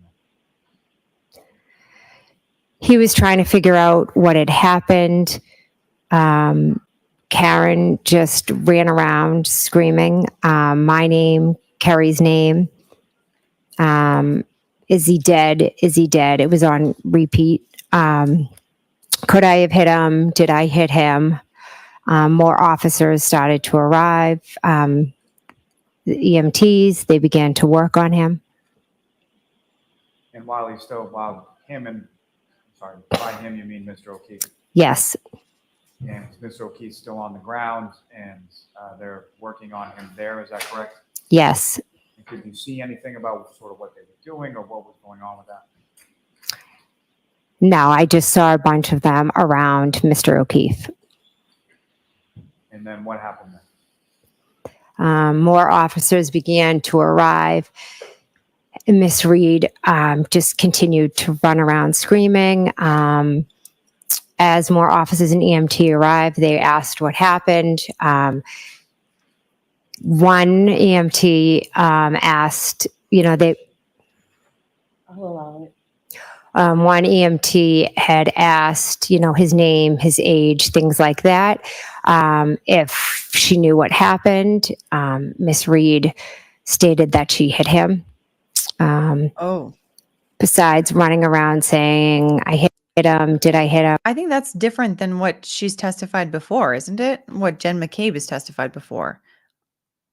I'm wondering if that's going to come out on cross-examination. Folks in the chat who have been following this case for a long time, if you have any knowledge of her test, because I know that folks have talked about or have really been in this case for a long time, let me know. Could I have done this?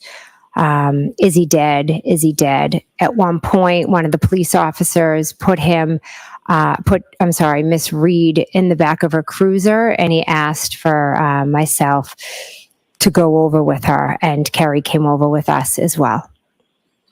I'd like to just take you back to when the paramedic is asking for information, biographical information, things like that. You indicated that the defendant said, I hit him, is that correct? Yes. That's something that she said once or more than once? 3 times. I hit him, I hit him, I hit him. Now, before you had made reference to statements she made with sort of qualifiers or questions as far as could I have hit him or did I hit him? Is that what she said at that time when she was speaking to the paramedic? No, she was earlier. It was could I, did I? When she spoke to the paramedic, it was crystal clear. I hit him. Now, one of the officers takes her over to the back of a cruiser, is that right? Yes. And you were over in that area as well? Yes. Who, if anyone else, was over in that area? Miss Roberts. And while you were over in that area, what was going on? We were in the back of the police cruiser. Karen was sitting in there. I kind of scooched myself in. Miss Roberts came over. Karen grabbed our hands. She asked us to pray. She looked at her hands and she had blood. She asked us if she could have gotten her period. We told her no, that was John's blood. Then she said, Yeah, I mean, it definitely sounds like the things that she's saying are not rational. Like they don't really make sense. The things that Karen Reed is apparently saying. John O'Rourke, thanks for the super chat. Carrie hasn't been called as a witness yet, right? I forgot it's been 3 weeks. It's been 84 years. Yeah. She has not been called yet. We are still waiting to hear from her. what if he's dead? Promise me you'll take care of the kids. Someone's going to take care of the kids. Then we prayed. Then at the end, they were moving John, and at that point, Karen told Kerry, go over, look, is he dead? Is he dead? Is he dead? Over and over. And Kerry said, I'll go over and check on him. And she was yelling, are they working on him? And then at that point, she grabbed my hands and she said, Google hypothermia, Google how long it takes to die in the cold. And so There it is. There's the Google search. There's the Google search. So how are we going to get the explanation as to the timestamp?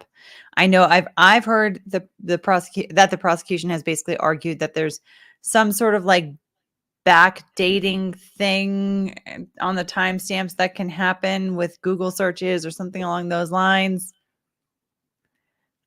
I don't know. We'll see. Also, Gooner1950, thank you so much for the super chat. Daughter is complicit with Colin. Maybe. I had my phone out and it was cold and my hands were frozen. Oh, and also folks saying that the Karen was probably in shock. Yeah, that sounds like that makes sense. That makes a lot of sense. There's something about like the things that she's saying that do not seem to connect with reality. So whatever is the reason for that, there's something going on in her brain that seems like the thoughts are not connecting the way that human thoughts typically do. And I have MS, and I took my phone out while she was screaming and shaking my arm, and I attempted to Google how long does it take to die in the cold. And when you conducted that search, that was at the defendant's request on scene sometime after 6 a.m. on that day, correct? Yes. You recall whether or not that came up as far as your search in Google? Is it something that you typed once or more than once? If you know? I believe I did it multiple times because as I was typing it, I don't know what else was coming up. She was screaming. My hands were shaking. And do you recall anything as far as what the search results were, or did you click on anything, or did you get an answer to the question the defendant had posed to you? I don't even think I got an answer because as I kept Googling and she kept yelling and then they were moving John. And the next thing I knew, we were kind of moving because she wanted to see if they were working on him. And so you were moving along with the defendant over towards where Mr. O'Keefe had gone to the back of the ambulance? Yes, we kind of just moved to see what was going on. When you moved over, what did you see then? They were just putting him in the back of the ambulance. Now, after Mr. O'Keefe was put into the back of the ambulance, where did you go then? What did you do? At that point, different police officers, I believe, were arriving and they were asking questions about what happened. And did you speak to those officers? I did, yes. And at that point, did you know what happened? No, to be honest, it was like I was there, but everything was just going on and I was completely just in a state of shock and disbelief. And that sort of period there, how long did that go on? So I talked to a few officers. We tried to just give them, he didn't come home. We went out looking for him, kind of just the brief overview. And then one of the police officers asked me to go into the house and to wake up my sister and my brother-in-law. And at some point while you were outside, did you try to contact your sister and your brother-in-law? I believe I called my sister, Nicole. And when was that in relation to everything as far as medically that was going on with Mr. O'Keefe and all? I think I might have called her right after I got off with 911 possibly. And then, she didn't answer. And that's when I was walking over, I believe, to John. And she didn't answer the call when you called her initially? No. And do you recall calling either your sister Nicole or your brother-in-law Brian Albert prior to going into the house? I don't recall. I know I did call Nicole at one point. I'm not sure if I called Brian or not.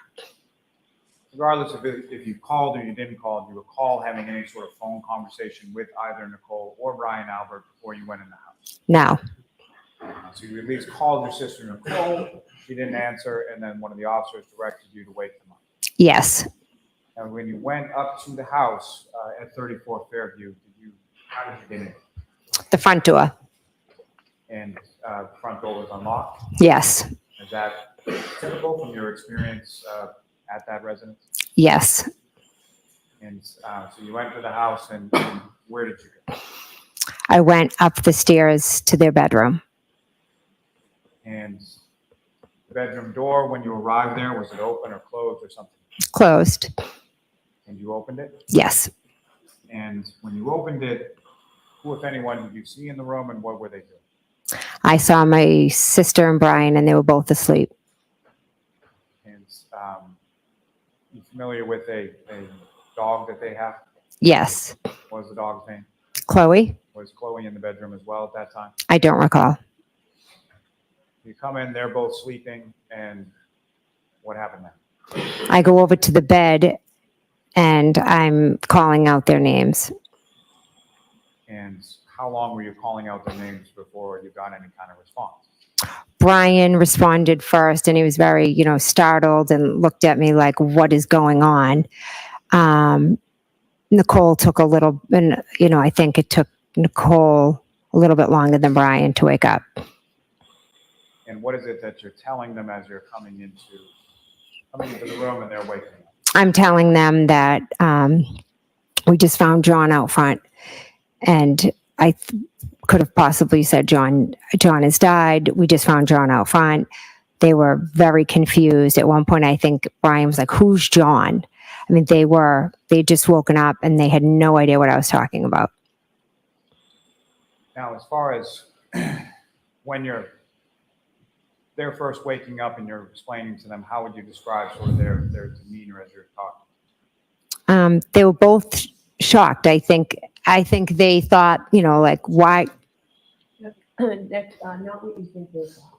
Okay. Yes, that's speculation. What I'm asking them is just sort of when you observe them, how would you describe your physical observations of what they look like, their demeanor in that respect? Shocked, confused, not understanding. Objection, move to strike. Strike the last one. Now, as far as this conversation that you're having with your sister and your brother-in-law in their bedroom, how long was that going on for? A few minutes, at least. And then following that, where did you go? They got up, got dressed, and then we walked down the stairs. And when you got to the bottom of the stairs, what, if anything, did you see when you got? There was a police officer at the bottom of the stairs. And do you know who that police officer is? Yes, Officer Lank. At that time, did you know who that police officer was? I did, yes. How did you know? He's from Canton. He was, 5 years older than me. I knew him kind of growing up, who he was, and met him through the years. You're aware of who he was? Yes. And were there any other officers with him initially? No. Now, before you go into the house, do you know where Ms. Roberts and the defendant were, or what they were doing when you went to the house? I believe they put Karen in a car, and Only if you know. Only if you. Okay. If you know. Do you know? Karen was in a car. Kerry was walking all around. Now, as far as the ambulance with Mr. O'Keefe, at the time that you go into the house, was that ambulance still there? I'm not 100% sure, but I believe it had left. And when you come downstairs with your sister and your brother-in-law, and the officer's there, you have a conversation, is that correct? Yes. Where did that first conversation occur? In the hallway, and then into the kitchen. And from there, you mentioned that there was Officer Lank at one point. Were there any other officers that joined that conversation at some point? Hours later, yes. And so during that initial conversation, you're talking to the officer, who, if anyone else, not what they said, but who, if anyone else, is speaking to the officer. Brian and Nicole. Now, the conversation initially with the officer, do you know about how long that went on? I don't. A few minutes. And following that conversation, what did you do, or what happened? My husband arrived. And had you called him? Yes. And when had you called him? I called him when I was walking in the house to wake up my sister and Brian. So as you're walking in, you call your husband Matt, and then he arrives at some point after.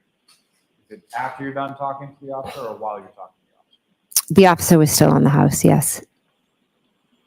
And so in that vein, as far as when your husband comes in, the officer's there, correct? Yes. Did you see your husband talking to the officer as well? Yes, the officer asked him to step outside or step to the side, and they spoke.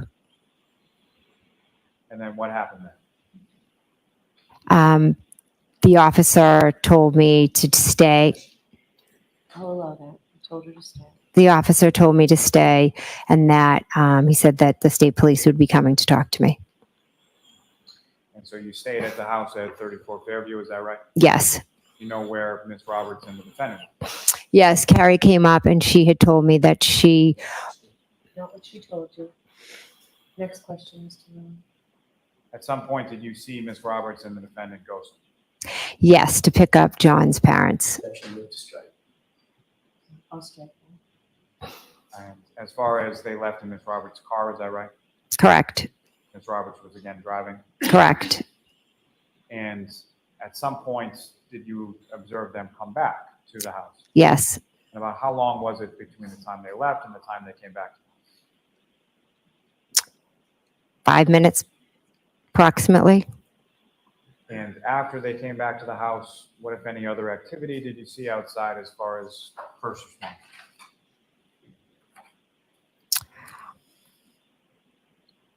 I was in the house, so I didn't see Miss Roberts pull back up. You were in the house for most of the rest of the time that you were there, is that correct? Correct.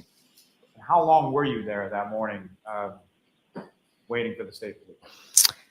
I believe I left approximately 11:30. During the time that you were there, you're there, your sister Nicole Albert's there, your brother-in-law Brian Albert's there, and your husband Matthew McCabe's there, correct? Correct. And was there anybody else that arrived at some point over the course of the morning while you were there at the house? Yes. And who was that? And if you know about what time was it that they arrived? Julie Albert. Now, with reference to when Julie Albert arrived, at some point around that time, did you have occasion to look out and see sort of what was going on outside? No. Were you aware whether or not there were any police or fire or anything that was still there at the time that Miss Julie Albert arrived? There wasn't. And she comes in the house, and at some point, I'm assuming she's informed of what had transpired there before her arrival, correct? Yeah. Yes. And when she's informed of that, what, if anything, did you observe about sort of her demeanor or how she reacted? Shocked. Now, in addition to Julie Albert, who, if anyone else? John O'Rourke, thanks for the super chat. My Lally Tally guess after today is 987. Go. Maybe. I don't know. He's had a lot of direct examination time today, though. Was at the house that morning while you were? Officer Lank and Gallagher were there. And Brian Higgins came that morning. And do you know how Brian Higgins came to know, or how Brian Higgins came to be there that morning? If you know. I don't know. Now, you mentioned that Officer Lank came back to the house. Is that right? Yes. That was after some period of time when he had left. Yes. He came back with another officer named Gallagher. Is that right? Yes. And why did they come back to the house? Because I called Officer Lank. And did you have his number, or how did you get his number if you did? Julie Albert gave it to me. And so you called Officer Lank, he then comes back to the house on Fairview, is that right? Yes. And when he came back, why had you asked him to come? Well, as I was sitting there and I was waiting for the state police to come, I was slowly trying to piece together what had just happened in the last couple of hours.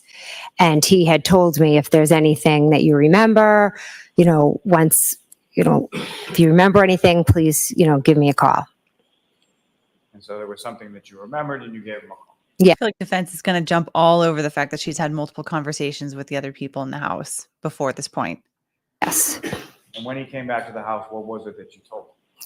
I told him about the comments and the remarks that Karen Reed had been stating that morning. And specifically, what type of remarks are you referring to that you told Officer Lank when he came back? I said that she told one of the EMTs that she hit him. Really quick, BG0369, thank you so much for the super chat. But yeah, this is interesting because this suggests that Jen McCabe is the first one that kind of pointed anyone or pointed the police in the direction of Karen Reed. And the defense, I feel like, is really going to focus on this in cross-examination. Also, Gooner 1950, thanks so much for the super chat. Is that food on her lower tooth or no tooth? I think she just has, I think her lower teeth might be a little bit crooked. That's why it looks like there might be a slight gap, but I think it's just they're a little bit crowded. I think that's my impression, but I don't know. Now, at some point, you indicated that you left the house on Fairview, is that right? Yes. And with your husband, I presume? Yes. And where did the two of you go? We went home. And your children were still there without either you or your husband there, is that correct? Yes. And once you arrived back home, what is it that you did at that point? We went in the house and Officer Proctor was coming over to speak with us. And that Officer Proctor, is that someone that you knew previously or had ever met? I had never met Officer Proctor. And did he come alone or was he with someone else? He had another officer with him. You know who that officer is? Yes, Yuri Buchanan. And had you ever met Yuri Buchanan? No. When you get home, about how long was it at the time from when you arrived home with your husband to the time that the officers from the state police came by? It was pretty quick. Now, in addition to the officers from the state police, did anybody else come over to your house on that day, late morning, early afternoon? Yes, my brother-in-law, Brian. And do you know why he came over that? Yes, he came over. I had asked him. He's like a big brother to me, and I was all shaken up and nervous and overwhelmed, and so I wanted his support. Also, BG0369. So sorry about that. Yeah, no, sometimes I've done that before too, where you send a super chat and you intended to write something with it. So no worries. My super chat was supposed to say, do any of y'all think the McCabes were there when John was killed, or were they told the truth after Karen got involved? I don't know, man. I don't know. I don't know. And he obliged and he came over, correct? Yes. Now, at some point after the officers from the state police came over, you spoke to them, is that correct? Yes. And do you recall where in your home you spoke to them? In my dining room. And when you spoke to them, was it both of the officers that were present? Yes. And was there anybody else present in the dining room when you were talking? No. And as far as your husband or your brother-in-law, Brian, do you know where in the house they were when you were in the dining room? Yes, they were in my bedroom. And at some point later on that day, those same officers talked to both your husband and your brother-in-law, Brian. Yes. And during each of those respective conversations or interviews, do you know where you were in the house when those were going on? In my bedroom. And when you were in your bedroom, could you hear anything that they were saying downstairs in the dining room? No.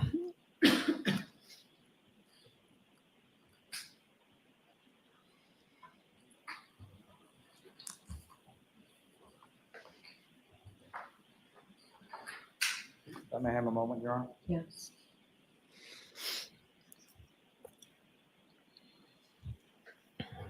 I think we are going to get to the end of this direct examination right about here.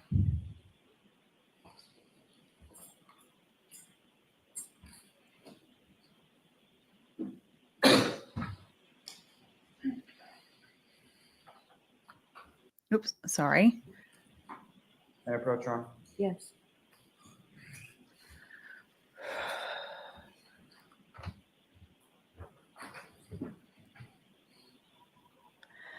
Gunner 1950, thanks for the super chat. She wears the pants in the house. I don't know about that. Maybe, maybe not. I don't know. Fast forwarding. All right. Okay.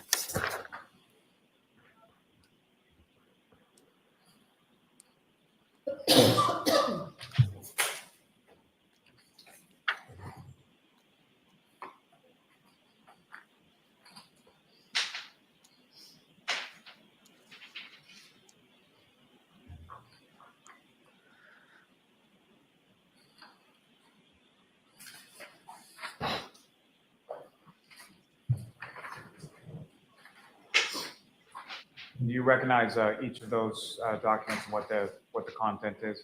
Yes, And those are essentially, one contains text messages that morning of the 29th between yourself and Ms. Reed, correct? yes, And the other one is sort of the list of phone calls between yourself and Ms. Reed from that morning as well. yes. Now, before I get into those, as far as after you had gone inside the house and Ms. Reed had got into Ms. Roberts' car, what if any other communication or what if any other communication did you have with Ms. Reed that morning? I texted her asking for Carrie's phone number because I didn't have it. And I also had a phone conversation with Karen when she was in the ambulance. And that text communication that I placed before you essentially has one bubble on it, and that's you asking for Carrie Roberts' number. Correct. And the phone conversation that you had with the defendant, when was that, and you know where the defendant was at the time that you spoke? Yes, she was in an ambulance. And if you could describe to the jury sort of what, generally speaking, what was the content of that conversation? What did the two of you talk about? She just was repeating, asking if he was dead. Is he dead? She brought up the kids, and then she also asked if I would visit her. And how did you respond? I said yes. Now, following that phone conversation, did you have any further communication in any form that you can recall with the defendant? No. Your Honor, may I approach? Yes. Commonwealth seeks to introduce and admit each of those as the next two exhibits. Is there an objection, Mr. Jackson? No objection, Your Honor. Any particular order? Doesn't matter, whichever. Text first, please. Oh.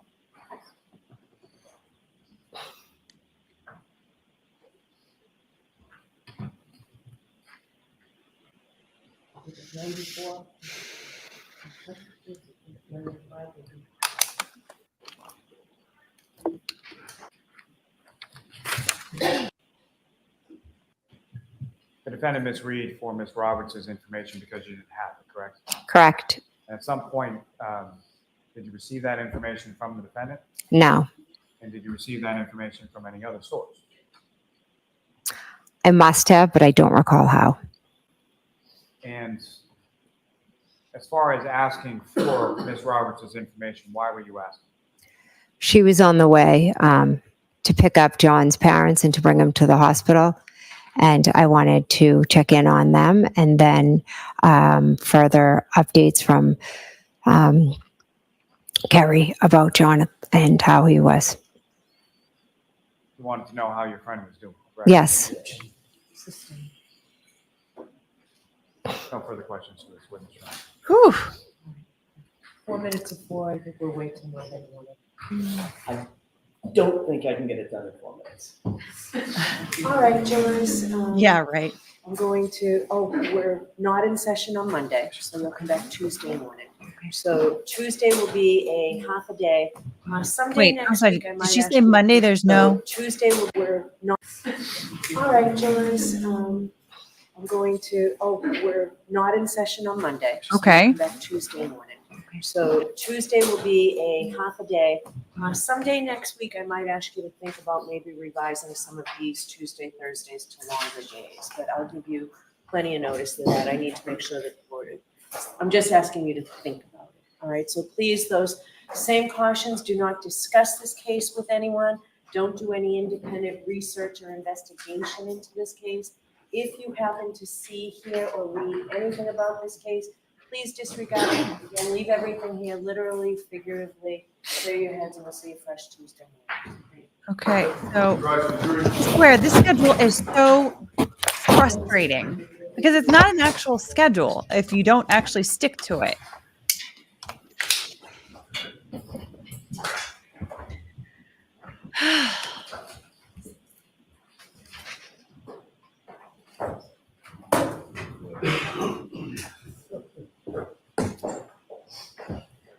Yeah, Monday is not a holiday in the United States. The following Monday is, but this Monday is not a holiday.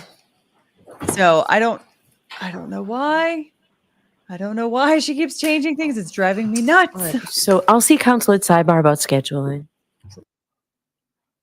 Okay. So I wonder if there's going to be anything after that. I'm going to keep this up. And let's get to wait a second. No. That's Sidebar about fun. scheduling. Okay. Are they just going to go to the fan? I just want to see if there's any other like announcements.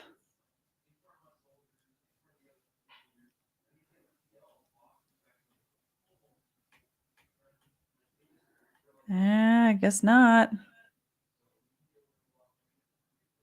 All right. So that's it. That is it, everybody. Okay. So let's get some questions in here. And we made it to the end of Friday. Okay.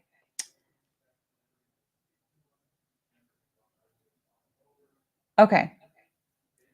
Let's do this here.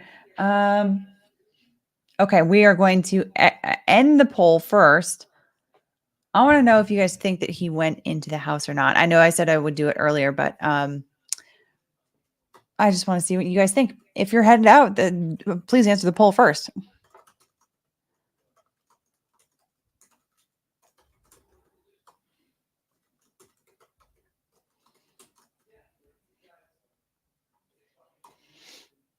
Okay. All right. Let's get some questions here. Oh, wait. And life on makeup. I live in Florida where we call basements swimming pools. Would they consider the basement to be technically in the house? What I mean to say is, do the witnesses not consider the basement as in the house? I don't know. California doesn't really have very many basements. That's where I grew up. So I don't. Maybe folks in the chat can help illuminate if they're from areas that are more typically have basements, I guess. I mean, I would consider that part of the house, like part of the house, but kind of not. Like it's the basement of the house. I don't know.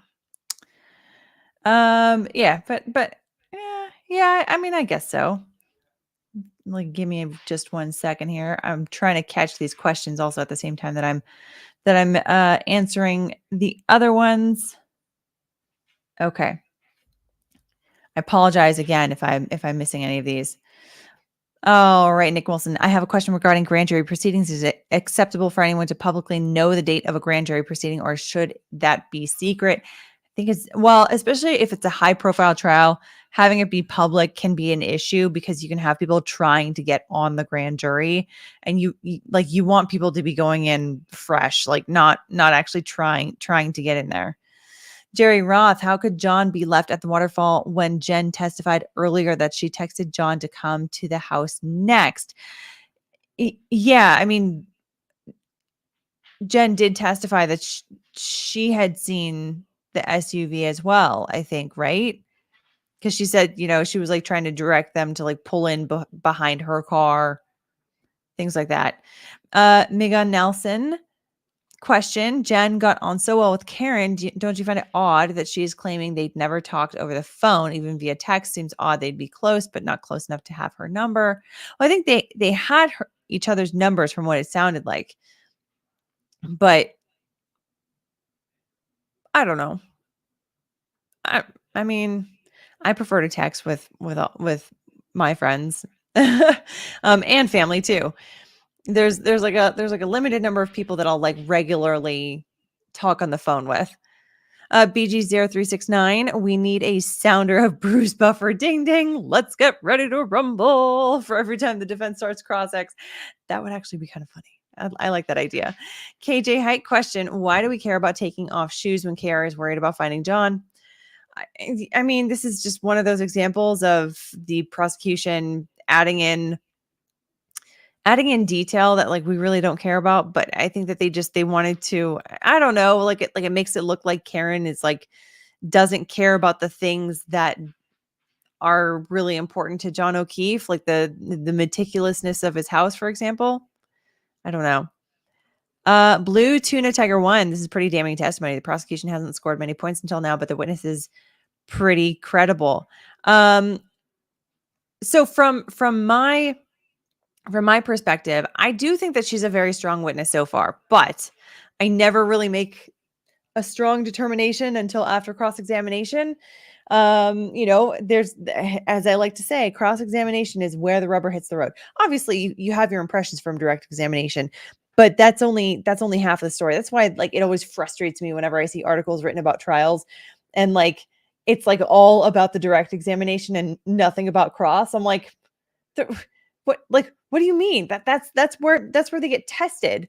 So yeah, we'll see how it holds up on cross-examination, because we've seen many examples. I mean, even in this trial where someone comes across well on direct examination and then they get to cross and like everything just comes crumbling down. The can opener, Legalbytes question for whenever, if KR were to take the stand, would it be for the prosecution or after the prosecution rests? Because she would be hostile for the prosecution, right? I mean, the both sides can call hostile witnesses for sure. The difference with Karen Reed is she can continue to invoke her Fifth Amendment right up until the very end of the defense's case in chief. So there's kind of no point in calling her during the prosecution's case in chief, because she can make a last minute decision to testify. And every time before that, she can be like, nope, Fifth Amendment. All righty. Nick Wilson, is anyone on the witness list likely to bring up KR's MS and the physical and neurological degenerative aspects of her condition or not? Or would that be prejudicial against her? I don't know. It would be, a lot of times we hear a lot about mental health in these trials. And it's only if it's material that it's going to come up. But let me see. It's the Commonwealth witness list doesn't have their witnesses divided between lay witnesses and expert witnesses, but the defense does. Do they have any like health experts, mental health experts? They've got a forensic pathologist, expert in biomedical and mechanical engineering, expert in digital forensics, and then 3 other experts that are, it doesn't say exactly what they're experts in, but I remember looking up the company and it's like, they have experts for like everything. So I don't know. I don't think we are going to get a mental health expert. I think they might be considering that to be too remote to have someone for that and to talk about MS and these other things. Give me just 1 second. Let me make sure I capture these questions. Okay. Jerry Roth, Legalbytes, do you think Lally is trying to eat up time so the defense can't land on anything else for the day? Well, I think it definitely helps to not start the cross-examination, but it also helps the defense to not start up their cross-examination until like a fresh day. I mean, as slow as it was, the subject matter, generally speaking, like the overall subject matter that they went through in her direct examination, like she was there for like everything. So it makes sense for hers to be super long. Jolene, when does the prosecution rest? I mean, we don't have a specific day. It's when they've decided that they are finished putting on all of their witnesses. But we have yet to hear from the medical examiner. We've yet to hear from the hospital staff when John O'Keefe was taken to the hospital. We've yet to hear from any of their experts aside from the veterinary expert, of course. But so there's still quite a few witnesses that we have yet to hear from. Phantom split question. What if they stuck with old courtroom? Several witnesses and judge said they cannot hear Lally. In old room, jurors would be behind the witness. Could jurors signal they can't hear the DA? Maybe. I mean, it depends on the courtroom. It depends on the judge. Depends on a number of factors there. Let me just make sure that I'm okay. Just looking to see if I've got more here. Okay. Baz 80's question saying wiping snow off his face. This is blatantly coach testimony. At what point can the defense say something is up?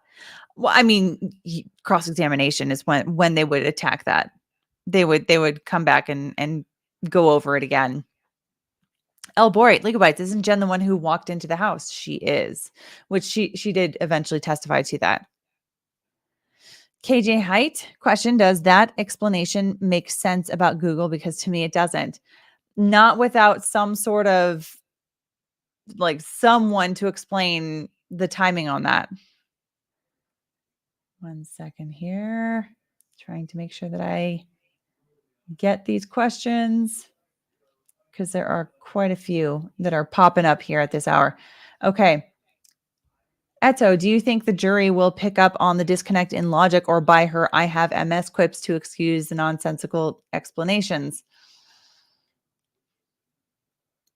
I don't know. I could go either way on that, depending on their perspectives and their experiences and everything. Janet G, I still say it's so odd that no one on that street had cameras. My area has cameras all over and they all cover the street in front of their houses too.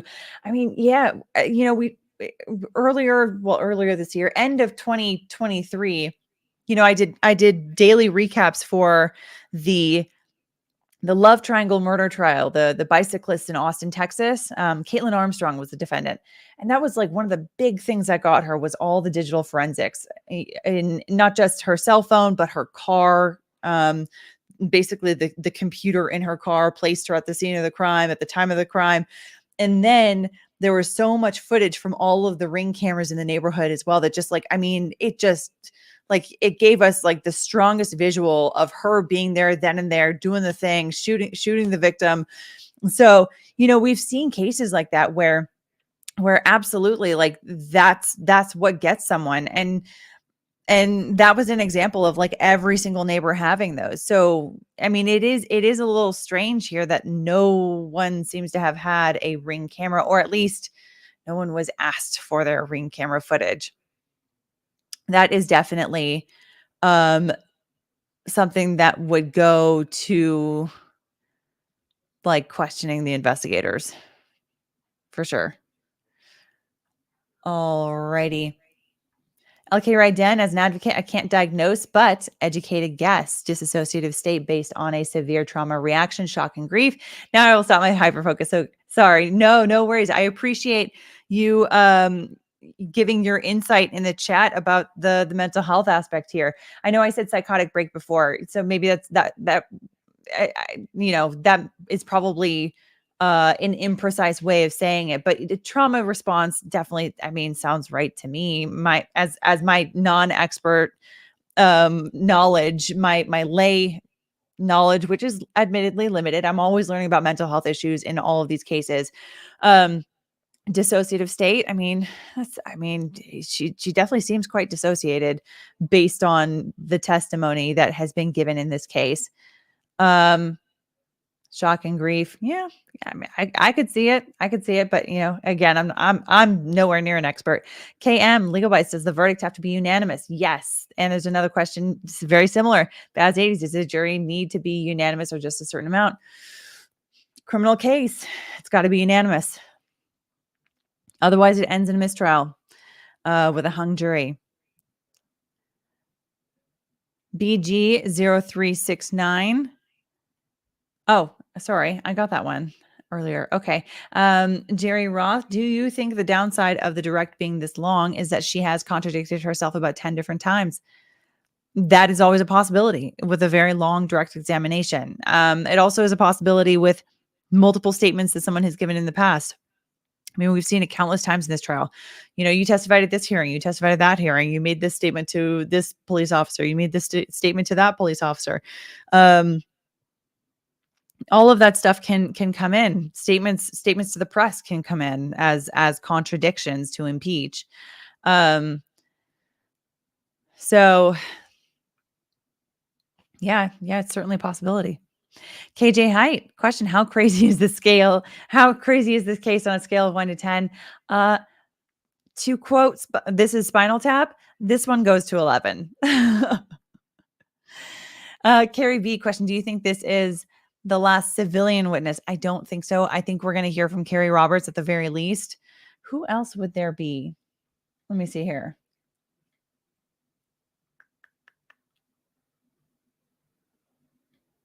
Looking through. Oh, I guess, well, civilians also include like the medical examiner and all of their experts. Those are also like in their civilian list. But they've also got like the niece and nephew are on their witness list. That doesn't necessarily mean they're going to be calling them, but they do have an order in place for no media or no cameras in the courtroom, I should say, for when those kids do testify, assuming that they do. So that may be the case here too. Let's see here. Who else? Okay.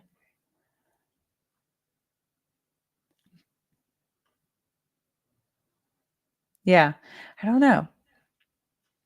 Other than that, there might be, I mean, yeah. So yeah, definitely the medical examiner and some like experts and things like that would also be civilians. Okay, just want to make sure I've got these coming up. Okay, Baz 80s, the story doesn't match. So she says KR said, is he at the bar? Is he at another woman's house? Did I hit him? Lessens the validity of any statements, doesn't it? I mean, it definitely shows that like her words are all over the map. So like when you look at it in the greater context, yeah, jury might look at that and be like, she's just word vomiting, psychobabbling. Like the words that are coming out of her mouth are not tied to really anything logical. So like, to include an admission in there, I don't know, maybe not. I don't know. It's a tough call. Janet G, do you recall the end of the month? It's only a 1-day week because of Memorial Day, and then they are taking 3 days off, right? Yes.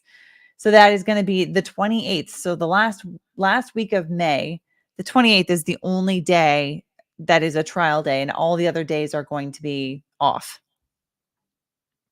El Borate, can defense subpoena for phone records of witnesses while the trial is ongoing? No, I don't think so. No, because there's a cutoff for discovery in any kind of a case, whether it's civil or criminal liability, unless there's some kind of brand new information that comes to light that they didn't have notice of before, like a whole new person shows up. Like that's what I would expect. Tampa Wheels, what if anything did we learn today? There were some details here and there in the weeds. Mr. Brownstone, what is your opinion of Lally as a prosecutor? Seems to be 1 against 3, but it doesn't help that he has a personality like a jar of formaldehyde. I think that, his style of asking questions is not conducive for people to easily pay attention. He does not make it easy for people to pay attention to what it is that he is saying. And I feel like most of the time he sounds like he's got like cotton balls in his cheeks when he talks. So that really does not help to have people, pay attention to the things that he's saying and to pay attention to the answers that he's eliciting. My I really question the strategy. Like, what are they doing in this case a lot of times? Because, things should be more readily apparent what they're going for and what their story is and what their narrative is and what the evidence is that supports it. And this has been a very, very strangely organized case. And also so many witnesses that I don't know that they really needed all of these witnesses that we've heard from so far. Like, as much as I enjoyed seeing the personalities of the Kolakithises, like they seemed like very, very kind, genuine people. Like I enjoyed like just, seeing them talk or whatever. I don't think their testimony was really all that helpful. I don't think it moved the needle either way. Like that's just one example. JC, the music man. Did anyone else notice Lally's heavy use of sort of questions? Yes, that's one of those that I'm considering maybe doing a secondary Lally tally. Ray Woodward, is it normal for such a high profile case to have only one prosecutor? Well, they do actually have two attorneys for the prosecution there. Laura McLaughlin is also an attorney. She's his co-counsel, but for whatever reason, she's not doing any of the direct examinations. Maybe she'll help with some cross examination when they get to the defense case in chief, but I don't know. Dissimulate. Legalbytes, I wonder how prosecution is going to address the elephant in the room. Being hit by a car in the head will leave DNA evidence on the car, a broken taillight having hit a body. One would think so, right? I mean, this is why forensics I'm very curious about the forensics in this case. What are they going to tell us about it? Daniel Nagy, can KR decide to take the stand but play the fifth at specific questions? Nope. It's all or nothing. Dissimulate. Uncovered head would leave the DNA and skin cells on the broken edges. A taillight being broken in by force from outside would mean squashed cells inside the cracks in the taillight cover. Yeah, that sounds reasonable. Chloe Roche. Question. Can the defense ask Jen about the text message her husband sent to Brian, Albert, and Nicole? Because I believe they mentioned she was also in the group chat. Thank you for your coverage. Yeah, no problem. Yes, but it would just be for her impression, for like what she thought he meant. So perhaps, I don't know, but I don't mind them not repeating it though, because they got it through the person that was like the most in a way that packs the most punch for the defense. Sheena Ford, can the prosecution speak to Jen on the weekend to prep her for cross? They're not supposed to. They're not supposed to because she's still technically on the stand. La Heathers, I'm shocked the medical examiner wasn't earlier on the prosecution's witness list. Yeah, like first on the list. Yeah, completely agree. And also usually the lead investigator is like one of the first people too. I mean, I understand why they don't want to, because there's so much there's like this cloud of suspicion around him from the defense. Vicky Lane, question: what house had the security cameras that they showed? That was John O'Keefe's house. Ashley Roman, Alita, don't you think it is more likely that Jay got hit by any one of those cars where the driver has been drinking that night? I feel like that is more likely than a beating conspiracy. Possible. I mean, but then again, you would also have to look for like damage on the car and DNA on the car and things like that too. So I don't know, maybe. I mean, in terms of like the evidence that's in front of the jury, yeah, I mean, that seems like a possible theory. LK Ryden, the way people usually use the word psychotic / psychosis, etc., is actually dissociative state, which is detachment from reality. What you said, but other words, so you weren't wrong. Okay, fair enough, fair enough. Thank you. Yeah, I mean that makes sense. Yeah, it's more of the detachment from reality that I was thinking of. So that makes sense. Dionysia Jaclo, Legalbytes, in your recap, you didn't mention Allison saying Colin wasn't there when John was. Did I hear wrong on the stream? No, you did not hear wrong. That was just something that didn't make it into the recap. With these recaps, I try to be as both comprehensive and efficient as possible. And so sometimes there are some details that might not make it in there. But I'm always hoping that people are also watching, like, I don't know, Lawyer, and other folks like that too, because to get good coverage also. But yeah, that was something that she did say on the stand. It didn't make it into the recap. Sorry. Elborate, Legalbytes. I mean, can they see if the witnesses are talking now or over the weekend? Well, they are. I mean, there's no one like tailing witnesses, if that's what you mean, like to see if they are, I don't know, like to see if they're like going to each other's houses and talking to each other. I mean, because also keep in mind, there's a lot of these people that are family members, and so they, they have a lot of crossover in their lives, so they're not supposed to like stay away from each other entirely. They just can't talk about the case.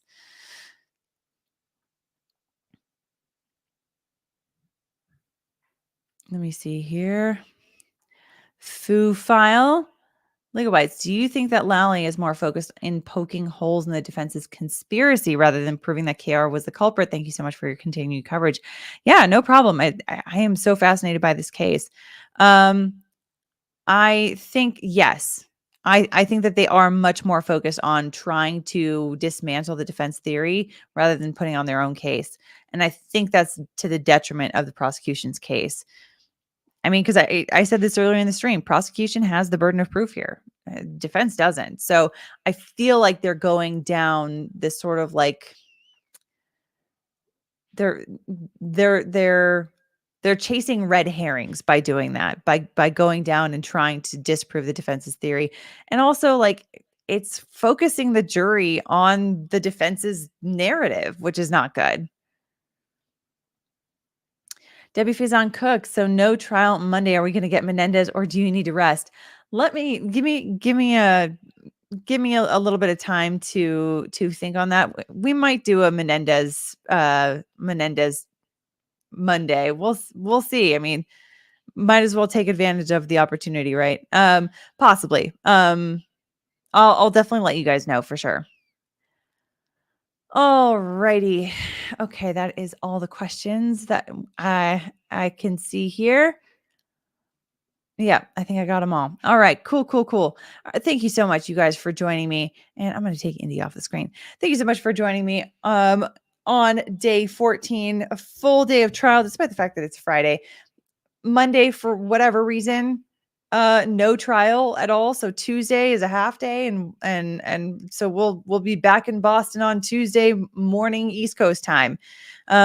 So I appreciate you guys watching with me, folks that are joining in the chat on live streams or in comments on replays. I appreciate all of you guys joining me on this wild and crazy ride. And thank you to everybody who super chatted, everyone who bought memberships for themselves and for others. Thank you to the mods, as always, for all of your great work in managing the chat. I really, really do appreciate all of it.